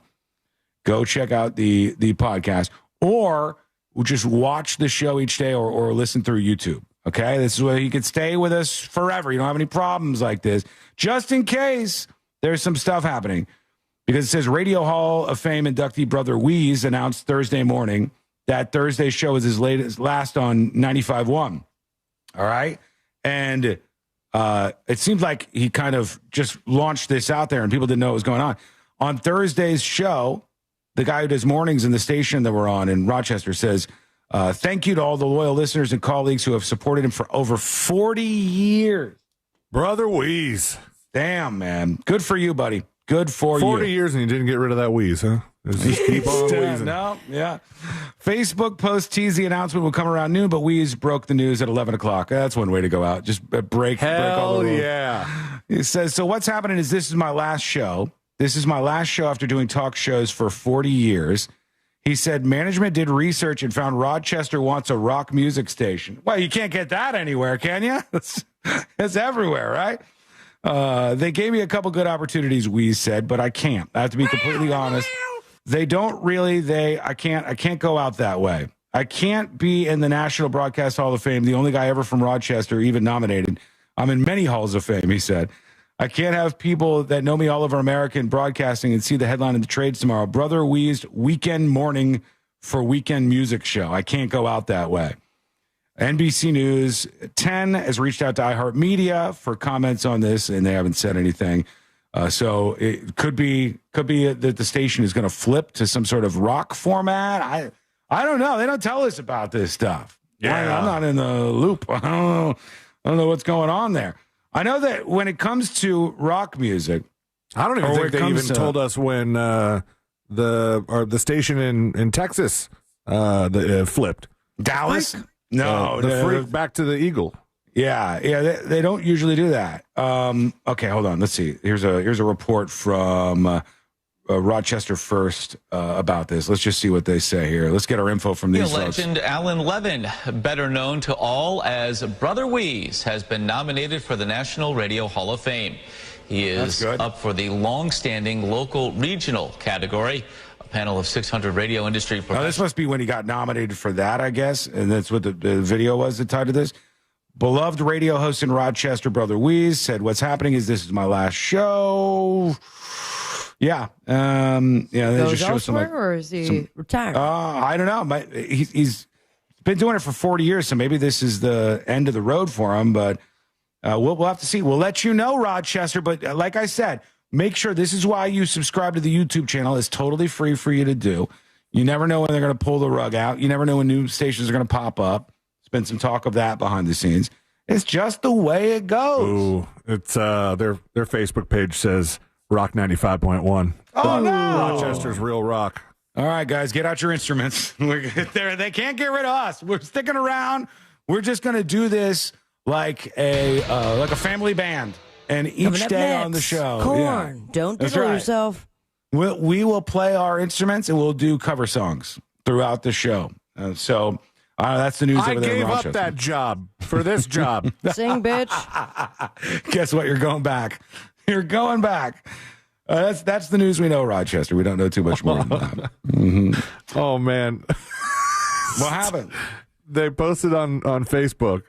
I don't even think we've really talked about this today. That Giorgio Armani is dead. That's right. At the age of 91. It says, designer Giorgio Armani has died at the age of 91. And the first comment says, and so has this station. Oh, you can't. Don't do that to them. What a great station. What a great station. It's been fantastic to be part of that. Nah, they were really good to us. 104.1 is the only station I know that does this stuff. Well, no, that's not true. Of talk radio, first of all, there's a million talk radio stations. But the stations like this, we've been on most of them. At some point in time, we've been on most of the stations that are like this.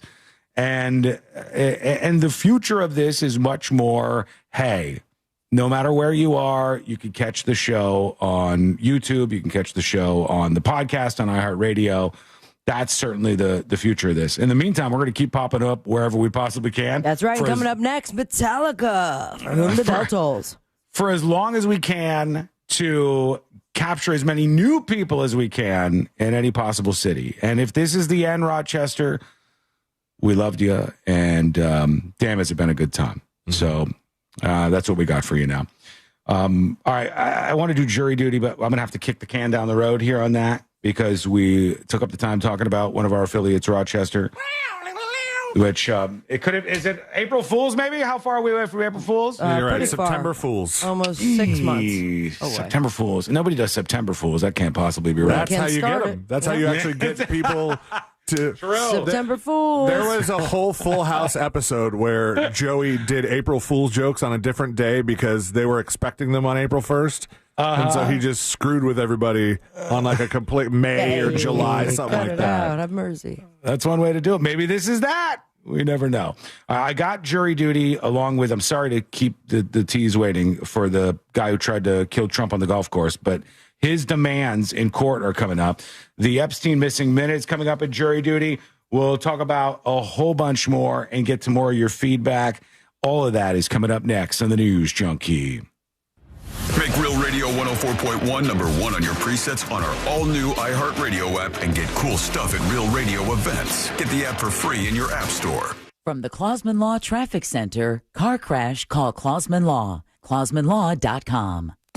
Traffic's piling up due to an accident over Lake Jessup Bridge on the Greenway northbound before Lake Mary Boulevard. The left lane's blocked there. There's a crash now off to the shoulder getting cleared up on I-4 westbound before Kirkman Road, on I-4 eastbound before I-95. There's emergency road repairs ongoing. 3 lanes are closed. See traffic troubles, call the Valvoline Instant Oil Change traffic tip line at 866-676-8477. From the Traffic Center, I'm James Birmingham. Hey, folks. Rochester refugees accepted on YouTube. Rochester refugees accepted over here. Don't forget, if anybody asks about the show, always tell them, subscribe on YouTube, subscribe to the podcast, go to thenewsjunkie.com. You will never, ever miss the show. All right? Why do you think I spend all that money on the website? Oh, God, have I thrown some money at the website. But guess what? If everything was pulled out from under me, I would be right here doing the same show, doing the same things on these platforms that you're watching right now.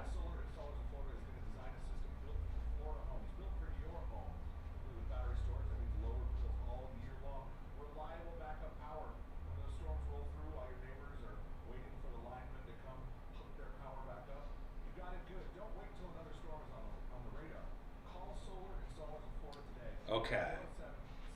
A lot of emails about vaccines, by the way. Damn, this stream chat app is garbage today.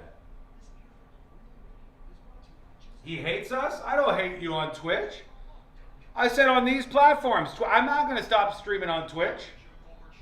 Twitch is a small audience. Twitch is a platform, it's probably more on the side of dying than growing. YouTube is a much more valuable asset to me. So I invest time, money, and effort into it. YouTube is great. But Twitch I love. I watch Twitch. I'm like you.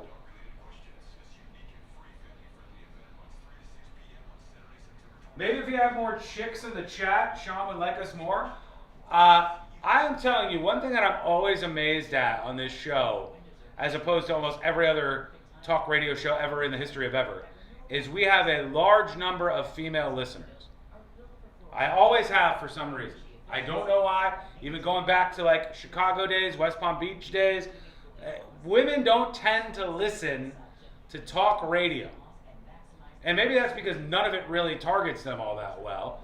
But we've always been lucky enough to have a lot of female listeners. And certainly on Twitch, there's some ladies over there. Yes, there are a lot of bros like Abraham, a lot of guys, but there's a lot of women too.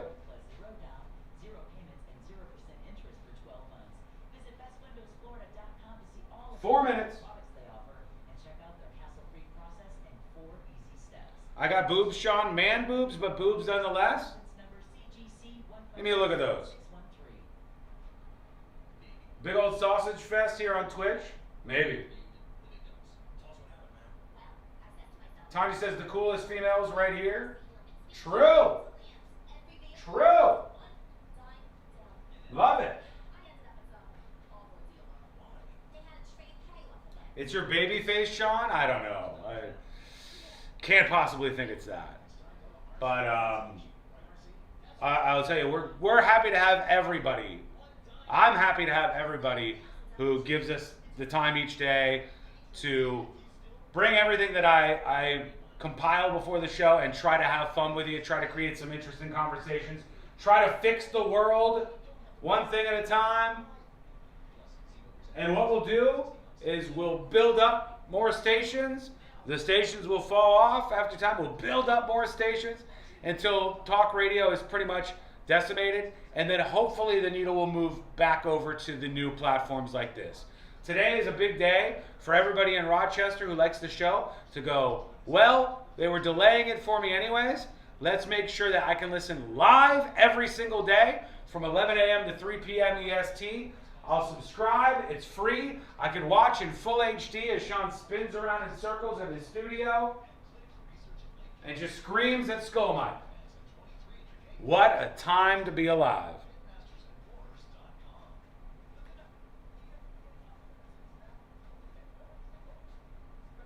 Two minutes and we're coming back.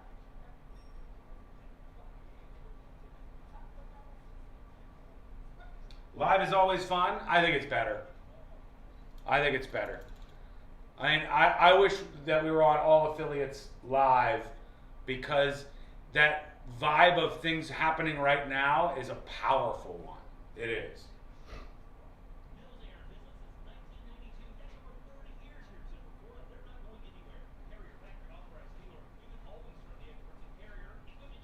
All right, we're going to talk about this guy who tried to shoot Trump and his demands.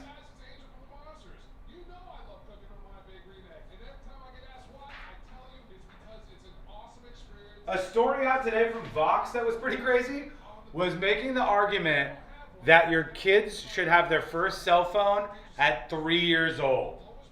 3!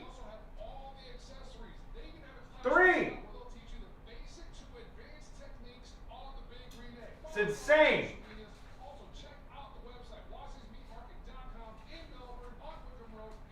Three years old. Now, giving your kid a tablet at 3 years old is smart. Teach them how to use stuff like that. Get them in technology. That makes sense. But 3 years old to have a phone is absolutely batshit crazy. I can't make sense of that. That seems like a bad idea for 100 reasons. All right, we're coming back. They have tablets? Yeah, tablets like a kid's gaming tablet or a kid's fun tablet.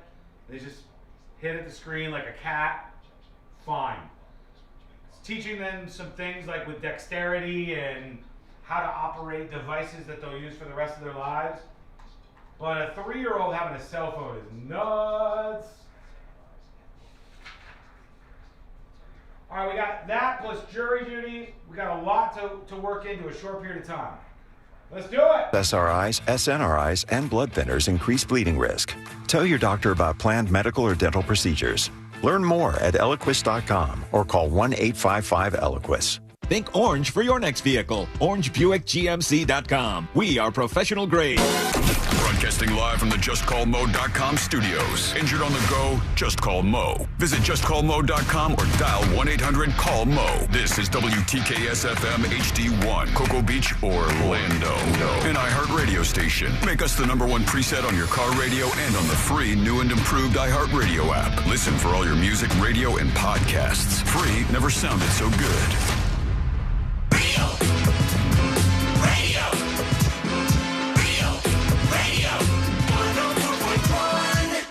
Join the show. Send your dispatch now at thenewsjunkie.com. This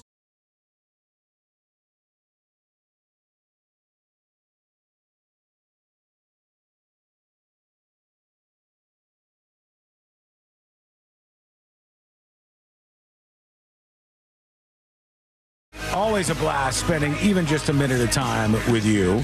And you can follow the show forever, never miss a moment, no matter where you are with the podcast. That's free. Listen on demand with the podcast at thenewsjunkie.com or subscribe on YouTube. to watch live every single day a full-on production of this show. I hope you take a time, just a moment to check that out, and I think that you'll enjoy it. So almost everybody's on YouTube. If you don't mind going over to youtube.com/thenewsjunkie and hitting subscribe, that would be greatly appreciated. This is the dumbest take of the day. I don't necessarily have a song for that. Dumbest take of the day. Dum, dum, dum, dum, dum, dum, dum, dum. Cut it. I find this to be really, really stupid. But there is a video, not a video, excuse me. There is an article over on Vice today, and they're talking about when kids should have their first cell phone.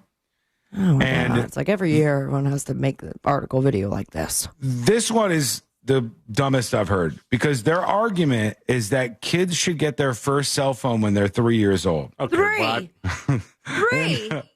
C-Lane, you better start saving up. Yeah. Like, and I get it that like little kids get tablets and stuff. Yeah. And C-Lane's already got Jackson with his tablet. And it's so crusty. Every time I see those tablets, it it's pains me nasty. Because it's that weird like gelatin giant case. It's like and then you see all the Cheeto fingerprints on it. It's like a very slow Android Fire tablet, or not even the Fire, like a knockoff, very slow Android tablet like a that is covered in a giant croc shoe, you know, for protection. For kids so kids can drop YouTube. it and stuff. Yeah. And then they watch like kids YouTube or whatever. There's a couple. It's the like the operating system or whatever is set up for kids. Like it says "Hi Jackson" when you turn it on, and he's got he's got a couple different games he can play, or there's Sesame Street videos he could watch. But the thing that he does the most, like there's some with flashcards. He's watching a lot of porn. Yeah, when he's got the NordVPN set up. He's open carry porn too, huh? Yeah. Son of a bitch. The thing that he does the most is just this very pointless farm game that has stuff that you can just touch and it reacts. Touch and it reacts. There's nothing to gain, nothing to lose. No strategy. Watch who becomes the most successful farmer in his generation. I mean, you can like water the plants and then they grow, or you could drag the carrots into the truck. There's no points. There's no final boss. His duty Guess has what, a different C-Lane? Golf is a real stupid game where you take a stick and hit a little ball into a hole. But Tiger Woods started out early and became a real successful golfer, right? They can't stop talking about it, these golfers. In the middle of a conversation. Might be a little kid, might be doing a little fake farming. But what if this is the beginning of his huge farming empire? Daddy, I want a John Deere tractor. It could be in the horizon here. But like 3 years old, getting a cell phone is so dumb. Like to call is what they're saying. Well, they said before you come at us with pitchforks, it's not as extreme as it sounds. They didn't take an iPhone out of the box, connected to the internet, and let their children start downloading apps. They did it intentionally. And they did it like training wheels on a bike. At first, the only app on the toddler phone was a photo album filled with family pictures. Then when they got a little older, they got access to the camera, and then audiobooks and music handpicked by the parents. And eventually they could call and text their family. Giving phones to toddlers is a counterintuitive idea. That's putting it lightly. If you read any of the reporting on the mental health crisis that struck young people around the world when they go on social media, you might be afraid of this. However, once you come to terms with the fact that these devices are also a vital tool in increasing tech-dependent worlds, the concept of teaching kids how to live with a phone from any early age, even 3, makes perfect sense. I would go the opposite way. I would say, like, when we shouldn't conflate a tablet, which is fine, with a phone. Take the phone and don't give one until your kids are in their late teens. If your kid is like a 15-year-old kid, your kid is going to want a device, just like me. When I was 13, the biggest thing in the world was beepers, pagers. And I had to have one because every other kid had to have one. You were a drug dealer. I was not a drug dealer. He was middleman, C-Lane. Get it right. I just wanted to have a cool pager because everybody had a pager. Now, if you're a teenager, you're going to need to have a phone at some point in time to keep socially connected to all your friends. But we don't need to fast track that to 3-year-olds. That's craziness to me. And I think that we should more avoid this kind of stuff than support it at even younger ages. But what do I know? Let me know what you think. Send a dispatch over at thenewsjunkie.com. Right now, let's do jury duty. Court is now in session, so put your phone down and pay attention. Before we call the bailiff over to whip your ass, you're now on jury duty with the News Junkie. eFresh Rocks on Twitch says, C-Lane, you got to get the Endless Alphabet app. Pay for it. Might have it. I'm not sure. When he does get a hold of a phone, he just he does what he sees my mom doing, so he just kind of taps on it, tap, tap, tap, tap, tap. And then a couple times he's done that and locked her out because of her passcode for 15 minutes. Give him an old phone that she has since done that. When we both got new iPhones, she kind of took all the stuff off the old one and was like, this is your phone. You can play with this. Yeah, like a dummy phone. Right. Yeah, so it just becomes a mini tablet, as people are saying anyways. Sean was 1,000% a drug dealer. He just wasn't good at it. How dare you? How dare you besmirch my name like that? Jury Duty, brought to you by the one, the only Mo DeWitt of the DeWitt Law Firm. Injured on the go? Just call Mo. 800-CALL-MO, 800-CALL-MO, or go to justcallmo.com. CNJ Ford, you spelled drug doer wrong. After an accident, there's lots of places that you can go to get some assistance. Go after the insurance companies. They're greedy billion-dollar behemoths. And the best way to do that, in my opinion, is 800-CALL-MO or justcallmo.com. All right, we remember the guy who hid in the bushes and tried to shoot Trump while he was playing golf. He ended up getting arrested for this, and now he's in jail. And we still don't know all that much about him. We didn't learn a whole bunch about him. When that happened, it was shortly after the incident in which, there was actual gunshot. He got shot in the ear. By the ear. Healed so quickly. But then it was a couple weeks afterwards, and didn't the guy take a selfie before doing that? They caught him because he had posted on social media. This guy wrote something. It's all coming back to me now. The main photo that they share of this guy, his name's Ryan, who is 59 years old and was arrested for hiding in the bushes and attempting to shoot Trump while he was golfing.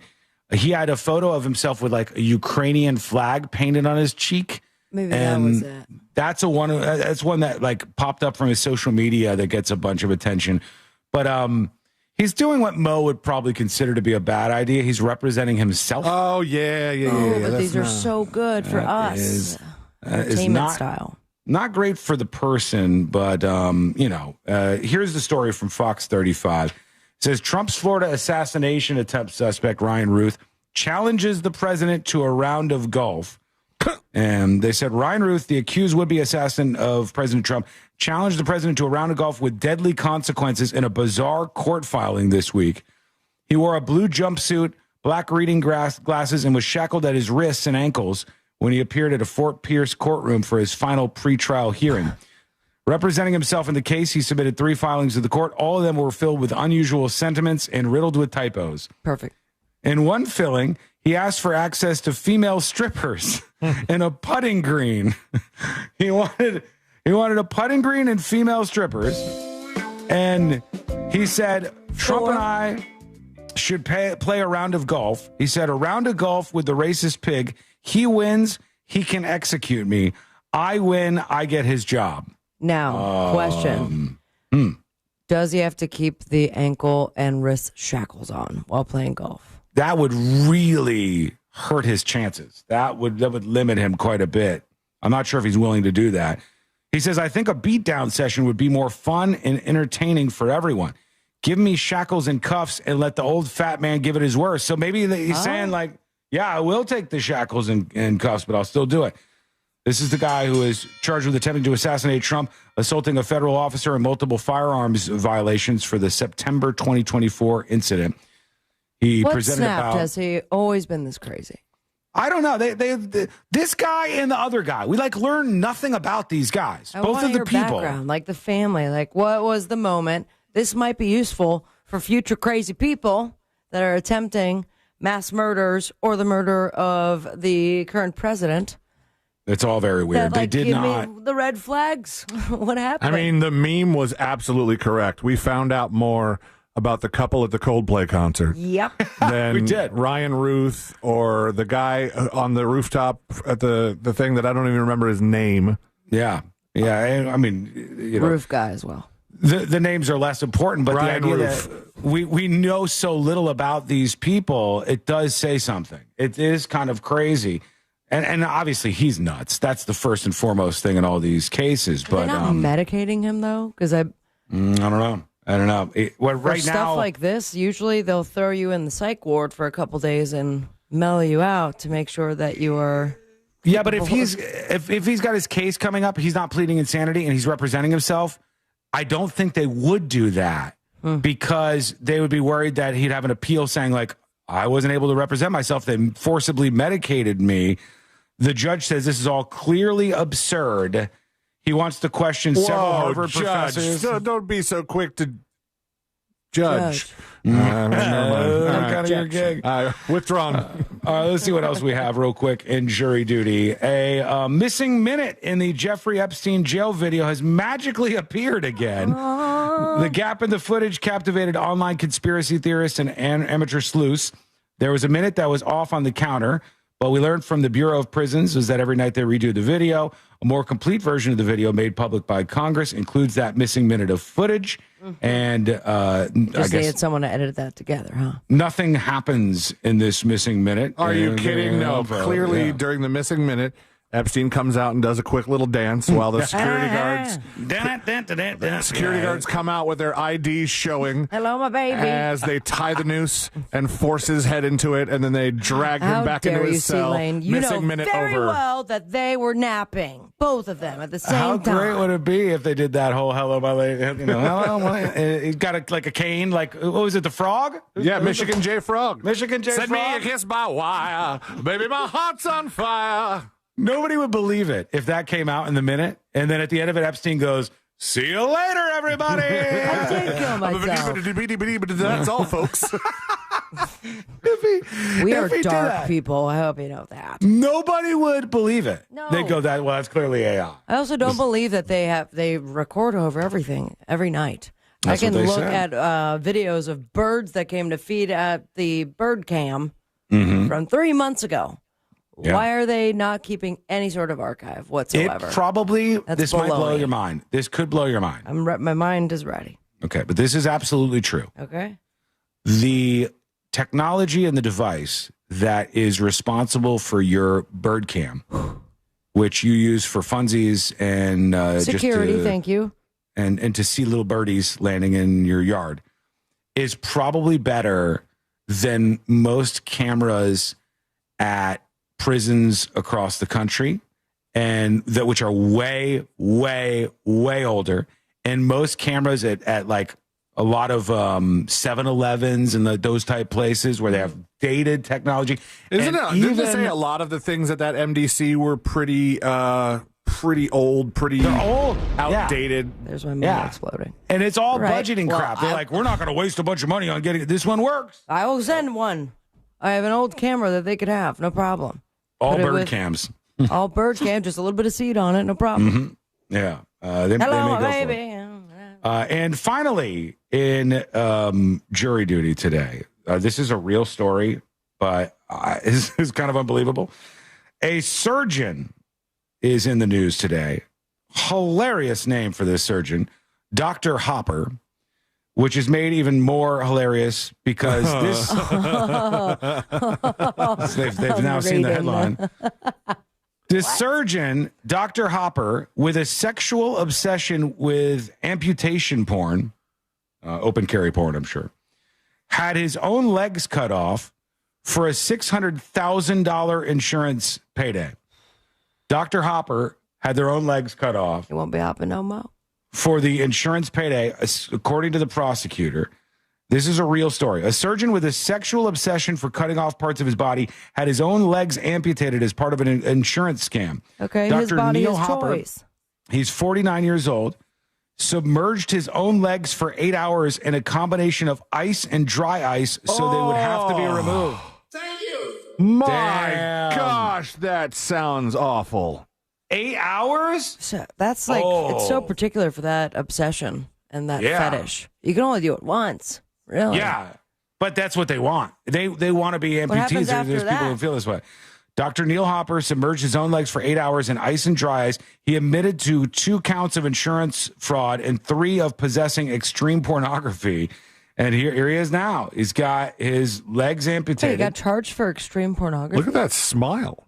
Yeah, he's happy. Of course he's happy. No legs. I did it. But I'm still in scrubs. Is of course happy about this because this is what he was looking for, and he got a payout at least for a little while, $600,000 for this whole situation. Yikes!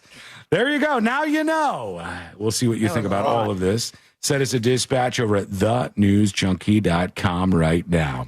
All right, quick break. When we come back, we'll get to that feedback. We got a teacher in the news, and you know that means something bad on this show. What did they do? That is coming up next on the News Junkie.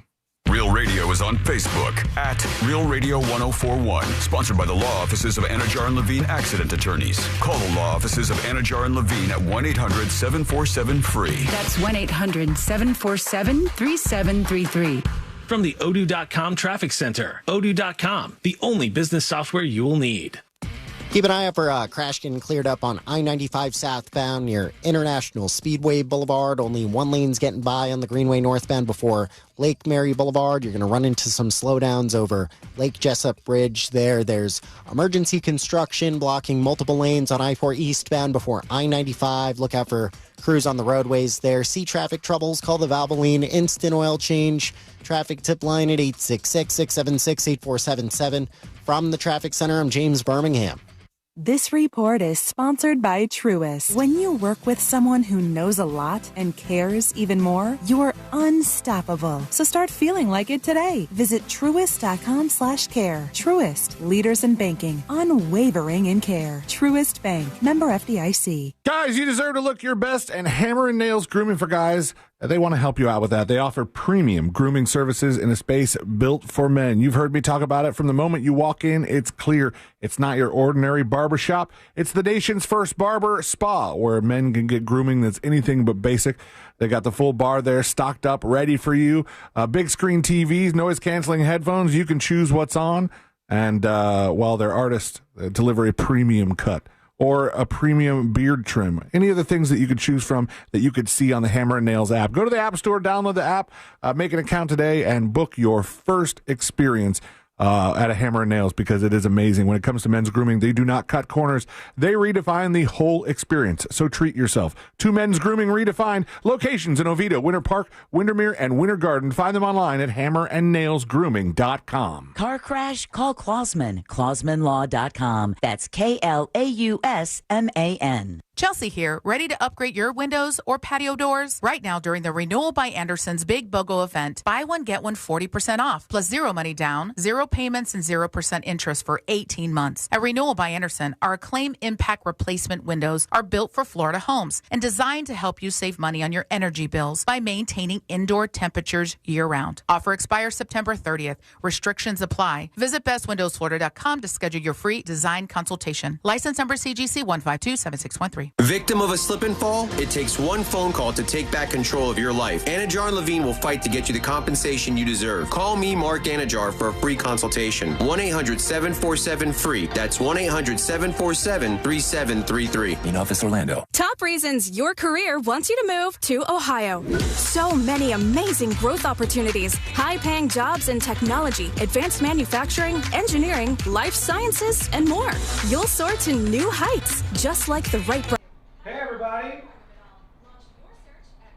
We're almost done. I hate to tell you that. Want to win $15,000 in new impact windows for Grease Windows? Pick up your phone and text the word WOW to 20129.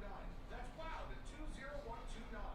It's the summer clearance event at Greenway Kia. The race is on to sell 500 new Kias this month. Every new Kia is clearance price. Did you guys see this? What incredible story to me today was.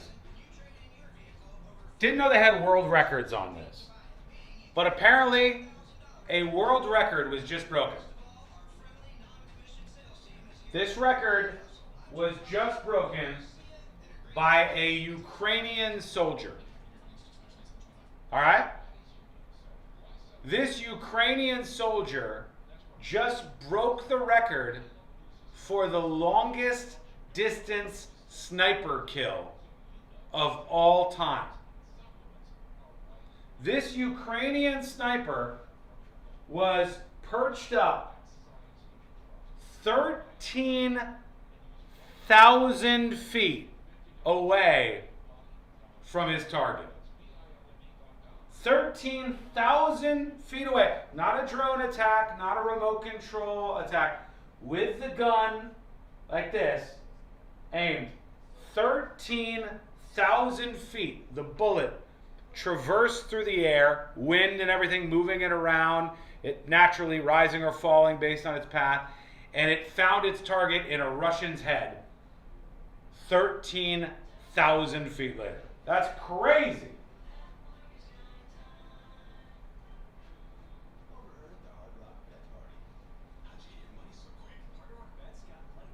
I may be wrong, but I think that's 34 miles. I don't think that's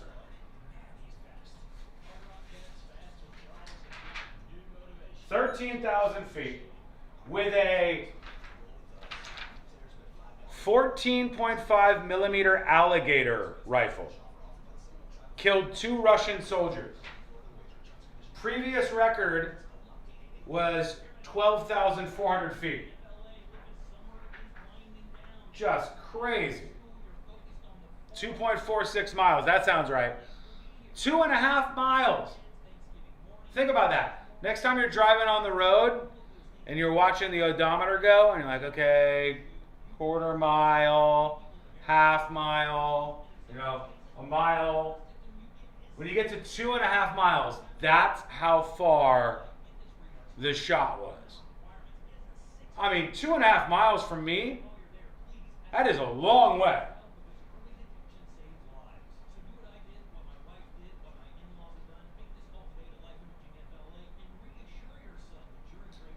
Was the target a broadside of a barn? No. It was 2 Russians. Hang on.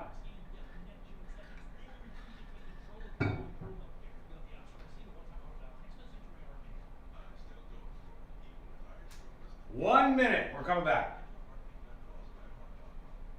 34 miles would be like a mortar. Well, the craziest thing is the longest distance kill is so much further. We have people in like New Mexico and Vegas and the middle of the country who operate drones all around the world. Maybe in Syria and stuff, thousands of miles away, hit a button and kill somebody. So the longest distance kill is way, way further than 2.5 miles. But it's still shocking. All right, here we go.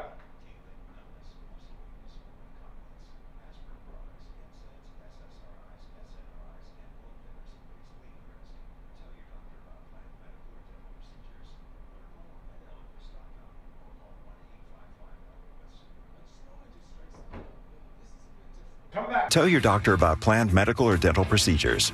Learn more at Eloquist.com or call 1-855-ELOQUIS. I just normally do straight stand-up, but this is a bit different. What do you get when a true crime producer walks into a comedy club?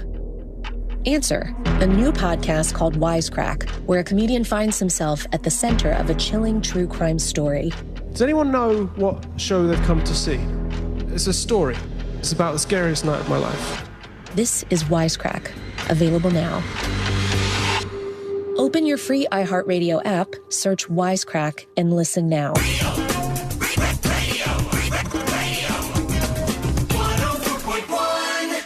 Home of the world-famous Game of Magnets. This is the news.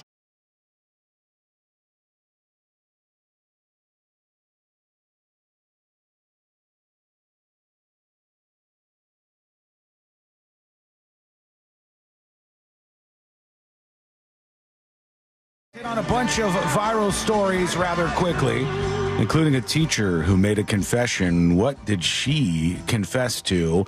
All of that is on the way in just a second on the show. Is this real? This politician? John Kennedy? I mean, it's a reputable TikTok account, I imagine. But I brought the video up elsewhere, but it's the same thing. This is something else. This is one of the politicians in Washington and he's ranting about the shrimp. There was like some shrimp that had issues with it. The radioactive shrimp, but I thought that was overseas. I don't remember. I thought that was at was that at Walmart? Yeah. Oh, excuse me. A portion of Walmart shrimp that was radioactive. Oh, you know what I'm confusing with? The UK had shrimp that tested positive for cocaine a couple years back. That's a good time This too. is different. The politician is in Congress, and he's got a huge printout next to him of the alien from the movie Alien. That is what is next to him as he says it. Mr. President, whoa! This is a photograph of the alien from the movie Alien. Is he wearing latex underwear? I don't know. What's that noise? And also, why? Why are you showing a picture of the alien from the movie Alien? How much did that cardboard print cost us? Here he goes. This is what you could end up looking like. Oh, I know who this guy is. If you eat some of the raw, frozen shrimp being sent to the United States by other countries. Okay, hold on. What I if you're don't an need to old hear person? anything else. You're just tuning into C-SPAN to watch these dummies do their thing, and you're like, wait, if I eat the shrimp, I will turn into the monster from Alien? We've played this guy a couple times before. He is soundbite gold. He's the one that was, I pulled a clip from Fox 35 because he was on the morning show talking about Chuck Schumer. And he's like, they need to urinate or get off the pot. Yeah, that's right. This guy's weird, man. He's got a whole cutout, but printed out thing of the alien from Alien. Now, let me tell you what I'm talking about. Please do. In late August, Look at the how FDA embarrassed his intern found is. Oh, what was that? that raw frozen shrimp from Indonesia was being sold in Walmart. Specifically in Walmart stores in Alabama, Arkansas, Florida, Georgia, Kentucky, Louisiana, Missouri, Mississippi, He's gonna read them all. Ohio, Oklahoma, North Dakota, Pennsylvania, Texas, and West Virginia. I know this is interesting. Is there going to be any evidence that somebody who's eaten the shrimp does look like this? Because if he wheels out a person, then you've won me over. Well, this is Jeremy Smith. Jeremy Smith from Alabama now looks like the alien from Alien. I'm sorry, but of all the scenes to pick from, I'm a very big Alien fan. I'm just finishing up Alien Earth, the TV show. That's a baby alien. This is the little one. Yeah, so is that what your kin is going to look like, or your great-grandkin? Then there's more of an argument. But we won't turn into that. He says you'll turn into that. That's what he's talking It was about. being sold under the Walmart label called the Great Value label. If you eat it, how could you end up looking like the alien in the Alien? What? Because the shrimp was radioactive. Radioactive? I kid you not. Yes, you are kidding. It had a radioactive isotope in it called cesium-137. Oh, that'll do it then. Cesium-137. Yeah. It'll kill you. Even if it doesn't turn you into the alien if you eat this stuff, I guarantee you'll grow an extra ear. Okay. That was bad enough. It gets worse. Yeah, somehow it's going to get worse. I just always think about this and I go, oh, God, there's people struggling to pay for their food and just getting by. Rent is difficult to come by. AI's replacing all these people out there. And here's what we're doing. Obviously, the FDA issued a recall. A few days later, it happened again. Again? The FDA and NOAA, which I'll talk about in a second, Get out of the boat, right? found that there were 26,460 packages. Is this guy covered in balloons? What is this? Oh, no. It's so distracting. I thought that could not be the most distracting thing, considering that he just guaranteed that we'd grow an extra ear from the Walmart shrimp. What is happening? You know what's happening? I know what's happening. The impractical jokers are behind. They're like, here's what I want you to do. Go out there covered in balloons. You're going to give this speech about the alien. Yeah, before this video clip started, that thing was covered. And he didn't know it was going to be on it. And then he had to pull the cover off. Pull the sheet off. Yeah, pull the sheet off. And it goes, this is the alien from Alien. Which alien? And now Sal Governale is about to fall over into a bush somewhere. Right?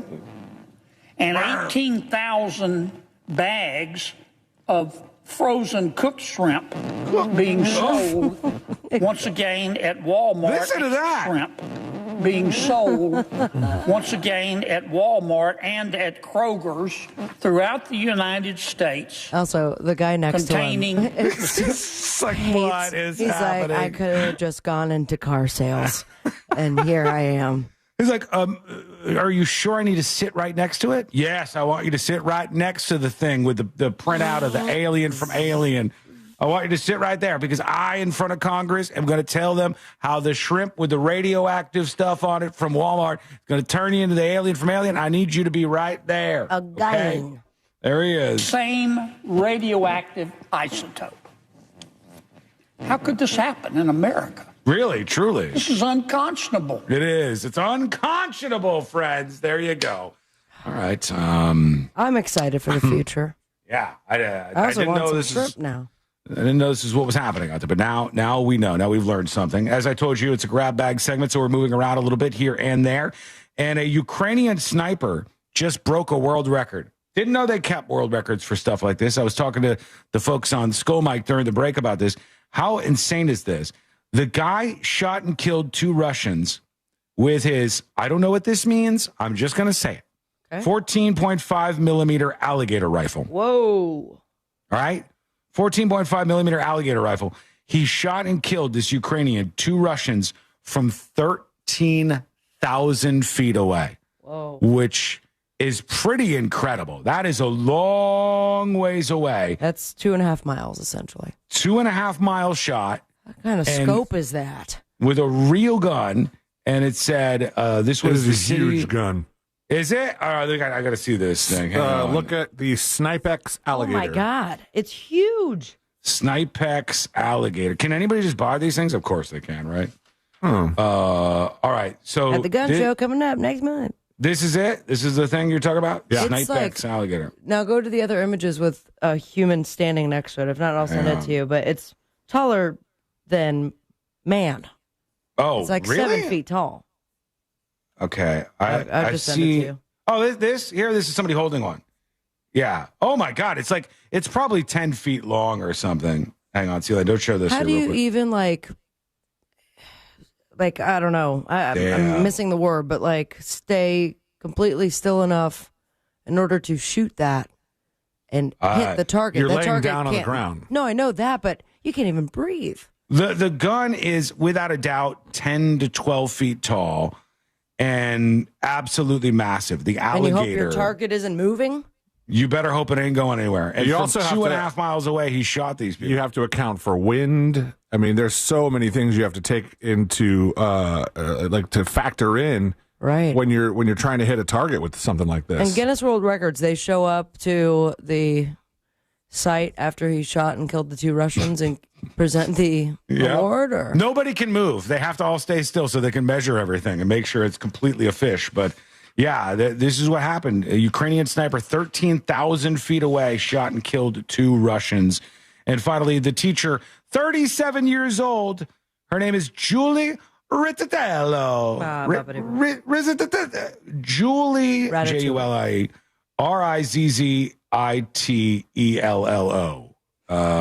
Rizzitello. Julie R. Got it. Rizzitello. And she is now confessing to having sex with 2 students and sending them nude photographs. Jesus, this Julie. teacher. She's the latest of many teachers to do this. We got a Here's mugshot? Julie R.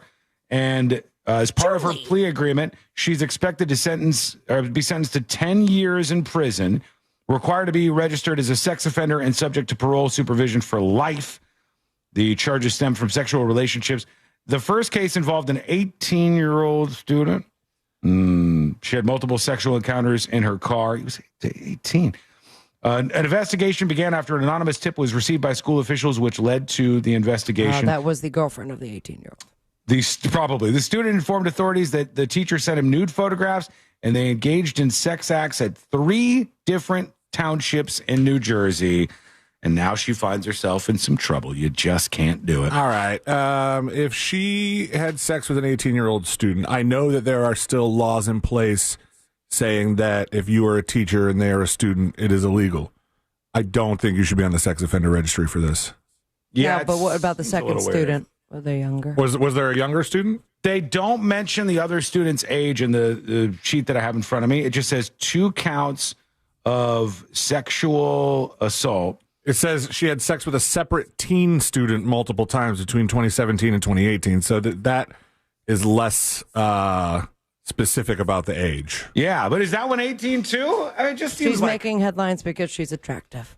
I know, but it just seems like if the student was 18, it's like so much. It's just Take not away nearly her. as bad. I mean, if she wasn't a teacher, she would have been fine. Yeah. Is that Mhm. okay? Yeah. So allow absolutely. her not to Yeah. teach anymore. Yeah. Sending her Yeah, to no. jail. If she was a teacher and she was sending the same nudes, as long as the kid was 18, she would have been fine. Or she wasn't a teacher. If she was anybody else, she would have been fine, I believe, unless anything happened before he turned 18.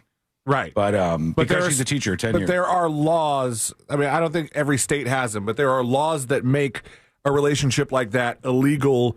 If it's a teacher-student relationship, it's still illegal. What if parents signed off on them marrying their teacher? I don't know. Then I mean, put it on the Mo list. You can do that. Mhm. That's the weird part. Once you get Isn't that married, strange? you get married. It's legal. The problem is the teacher angle. Okay, when we come back, final dispatches, stories that didn't make the cut. And today I learned to wrap everything up for a Thursday. That is coming up next on the News Junkie. Classic Alternative this weekend on Real Radio 104.1.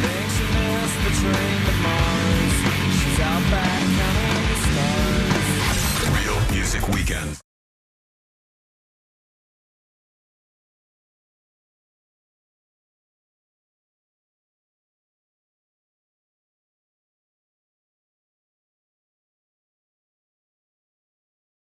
Starting to fizzle out as we head into the early overnight hours, and Friday pretty much going to be a rinse and repeat. Partly cloudy skies to start off your Friday, and then once we head into the afternoon and evening, seeing those storms really start to spark up along the I-4 corridor, and those storms going to be pushing down towards the southeast, really going to be seeing most of the rain impact across Osceola and Brevard County. Luckily, though, on Sunday, we get a break from the widespread rain. This report is sponsored by Discover. Guess what? Discover's accepted at 99% of places that take credit cards nationwide. You heard right, 99%. If you don't think so, maybe it's time to face facts. You're stuck in the past. Based on the February 2024 Nielsen report, learn more at discover.com/creditcard. Folks, let me tell you about Mills Air. What an amazing company. If you like to support companies that are locally owned and operated, that hire people from your own city, and make sure our economy here is doing better, because these are folks who are going to continue to make the system go round and round. If you like people who are family owned and operated in their businesses, Mills Air is the place. And those are both reasons why they're much more honest and fair than so many of the other companies that are going to take advantage of you out there. I don't want that to happen to you. I care more about you than that. And that's why I want you to be in good hands. And when you have any issue with your air conditioner, I want you to think of Mills Air. You think of Mills Air immediately and you give them a call. The number is 407-277-1159. That's the moment when you put your hand over the AC vent and it's not cold anymore and you know you need help. You call 407-277-1159 or you find them online at millsair.com. You worked hard for your 401k, but if you've left your job, your money might be sitting in the wrong hands. I'm Jeff. Breaking news! Breaking news! Before we rate the show and I go get Today I Learned and we wrap everything up, the Justice Department is currently investigating ways to limit the ability for transgender individuals to own firearms. Okay?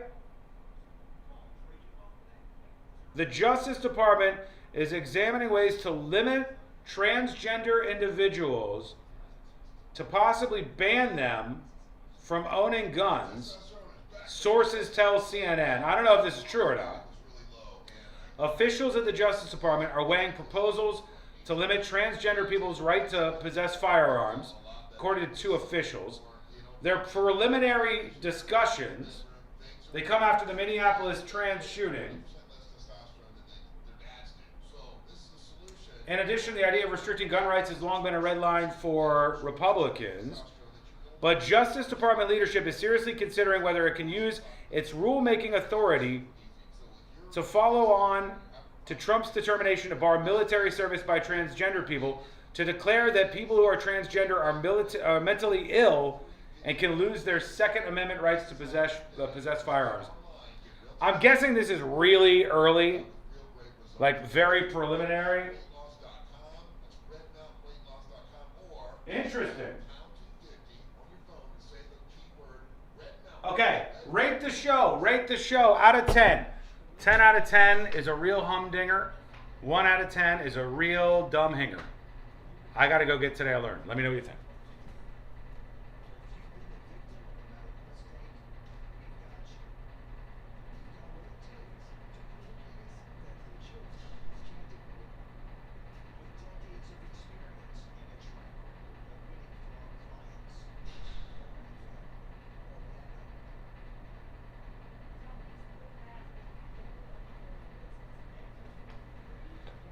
Okay. Rate the show out of 10. Rate the show out of 10. Or are you guys chopping it up about the trans gun thing? I kind of threw a grenade in there before I asked you to rate the show. 420 out of 10, it's always a 10. 0 out of 10. 8.5 out of 10. 7.9 out of 10. 7.5 out of 10. 7.9 out of 10 would be a 10 if you guys didn't bail on Rochester. Steven, click subscribe, please. Take a moment right now. Click subscribe over on YouTube. It's free. I will be right here for you every single day, 11 a.m. to 3 p.m. Click subscribe. 8.9 out of 10 for the Grappler. 6 out of 10 says David. Sean's a 5. The show is a 7. The rest of the crew is a 9. What the fuck is that? Buddy, if it wasn't for me, it'd be a 1. All right? If it wasn't for me, it'd be a 1. Truth. 8.2 for the Banhammer.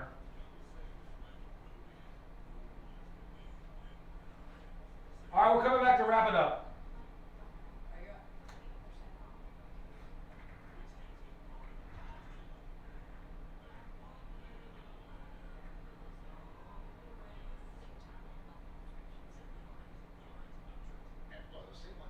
Chili, dang. That one little app does all the rest. Save time and money on prescriptions. Check GoodRx. GoodRx is not insurance. At Lowe's, save on job site supplies with My Lowe's Pro Rewards. Eligible members enjoy volume discounts on qualifying orders through a quote of $2,000 or more. Offer can't be combined with any other discount, contract, and or special pricing. Exclusions, more terms, and restrictions apply. Details at Lowe's.com/terms, subject to change. This earful of real radio is brought to you by JustCallMo.com. Injured on the go? JustCallMo.com.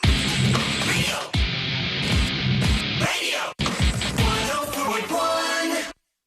Forever at the crossroads between viral news and total chaos.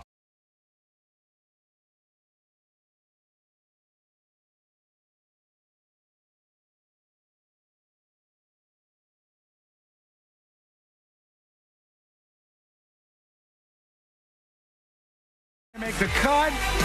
And today we're going to wrap everything up for a Thursday. It's been such a blast hanging out with you, and we do indeed appreciate you. So if you'd like to subscribe to the podcast or, subscribe on YouTube, anything else you want to do, you can do that over on thenewsjunkie.com. All right, let's see what we got on the way out. We don't have a lot of time. Let's do a dispatch at least. These are the final dispatches, but Sean will probably only play one. Let's see what we got. All right. Let's see here. Who's going to make it right in under the wire? This is Chris with a dispatch. Afternoon, News Junkies. Hey, Sean, you're talking about this story about someone shot someone from 13,000 feet away. You know what's going to happen, right? Someone's going to see that and be like, you know what? I can do better. I'm going to shoot someone from 13,001 foot away. Yeah, probably. That's how the record works. The world record is still pretty cool, but it's more like a world record for the gun and not necessarily the shooter. Really? The aim is supported by an AI system and adjustments from a drone. No way. So, damn, that's a complicated piece of machinery. Yeah, and the video that I watched of these people firing it, it's almost like the soldier that fires it kind of, especially because of the massive recoil you would expect from a gun like that, he kind of ducks off to the side for it to fire and then leans over and reloads it and does it again. How big are those bullets? Like 2 feet long? It's got to be pretty big. It killed somebody from 2.5 miles away. And must have blown them up, too. Yeah, I don't think there's a lot left. Well, it must be. Wouldn't the bullets be the 14.5 millimeters? That's what we're. Yeah, probably. How big is that though? You know, I mean, the 14.5 millimeters. I know that it's that, but give me a comparison. I got to do this in the meantime. You look that up. Let's do Today I Learned. The following information may make you feel smarter, but will not actually increase your IQ. So don't get cocky. Now it's time for what we call Today I Learned. Like a pineapple. I think it's not a pineapple pen. A 14.5 millimeter bullet is huge compared to most small arms ammunition. No, give me a sign. I want. Go to the. It's big, all right? It's big. Double A battery. Today I learned for a Thursday. Double A battery is not big enough. It's tiny. That's it. The bullet's diameter. It's still not that big. Hey, well, you know. All right. Today I learned for a Thursday, September 4th, 2025. Today I learned one of the guys from this band. Leonard Skinner. Rolling Stones. Rolling Stones is correct. Mick Jagger's ex-wife, Jerry Hall, and Keith Richards both reportedly asked Mick Jagger to get some help. They said, you have sex addiction. We know it, and you got to do something about this. He said, fine. And he got a sex therapist, and then he ended up seducing the sex therapist, which is just... Sorry, baby. I mean, what are you going to... Let the guy do his thing. He's a machine. He's just built for this. Today, I learned a man developed popcorn lung after years of inhaling the smell of artificial butter flavoring from his daily consumption of microwave popcorn. He sued a company called King Soopers for failing to have a warning on their label. He got $7.2 million. Today I learned this guy. Be careful at his concerts. Benson Boone is correct. Yeah.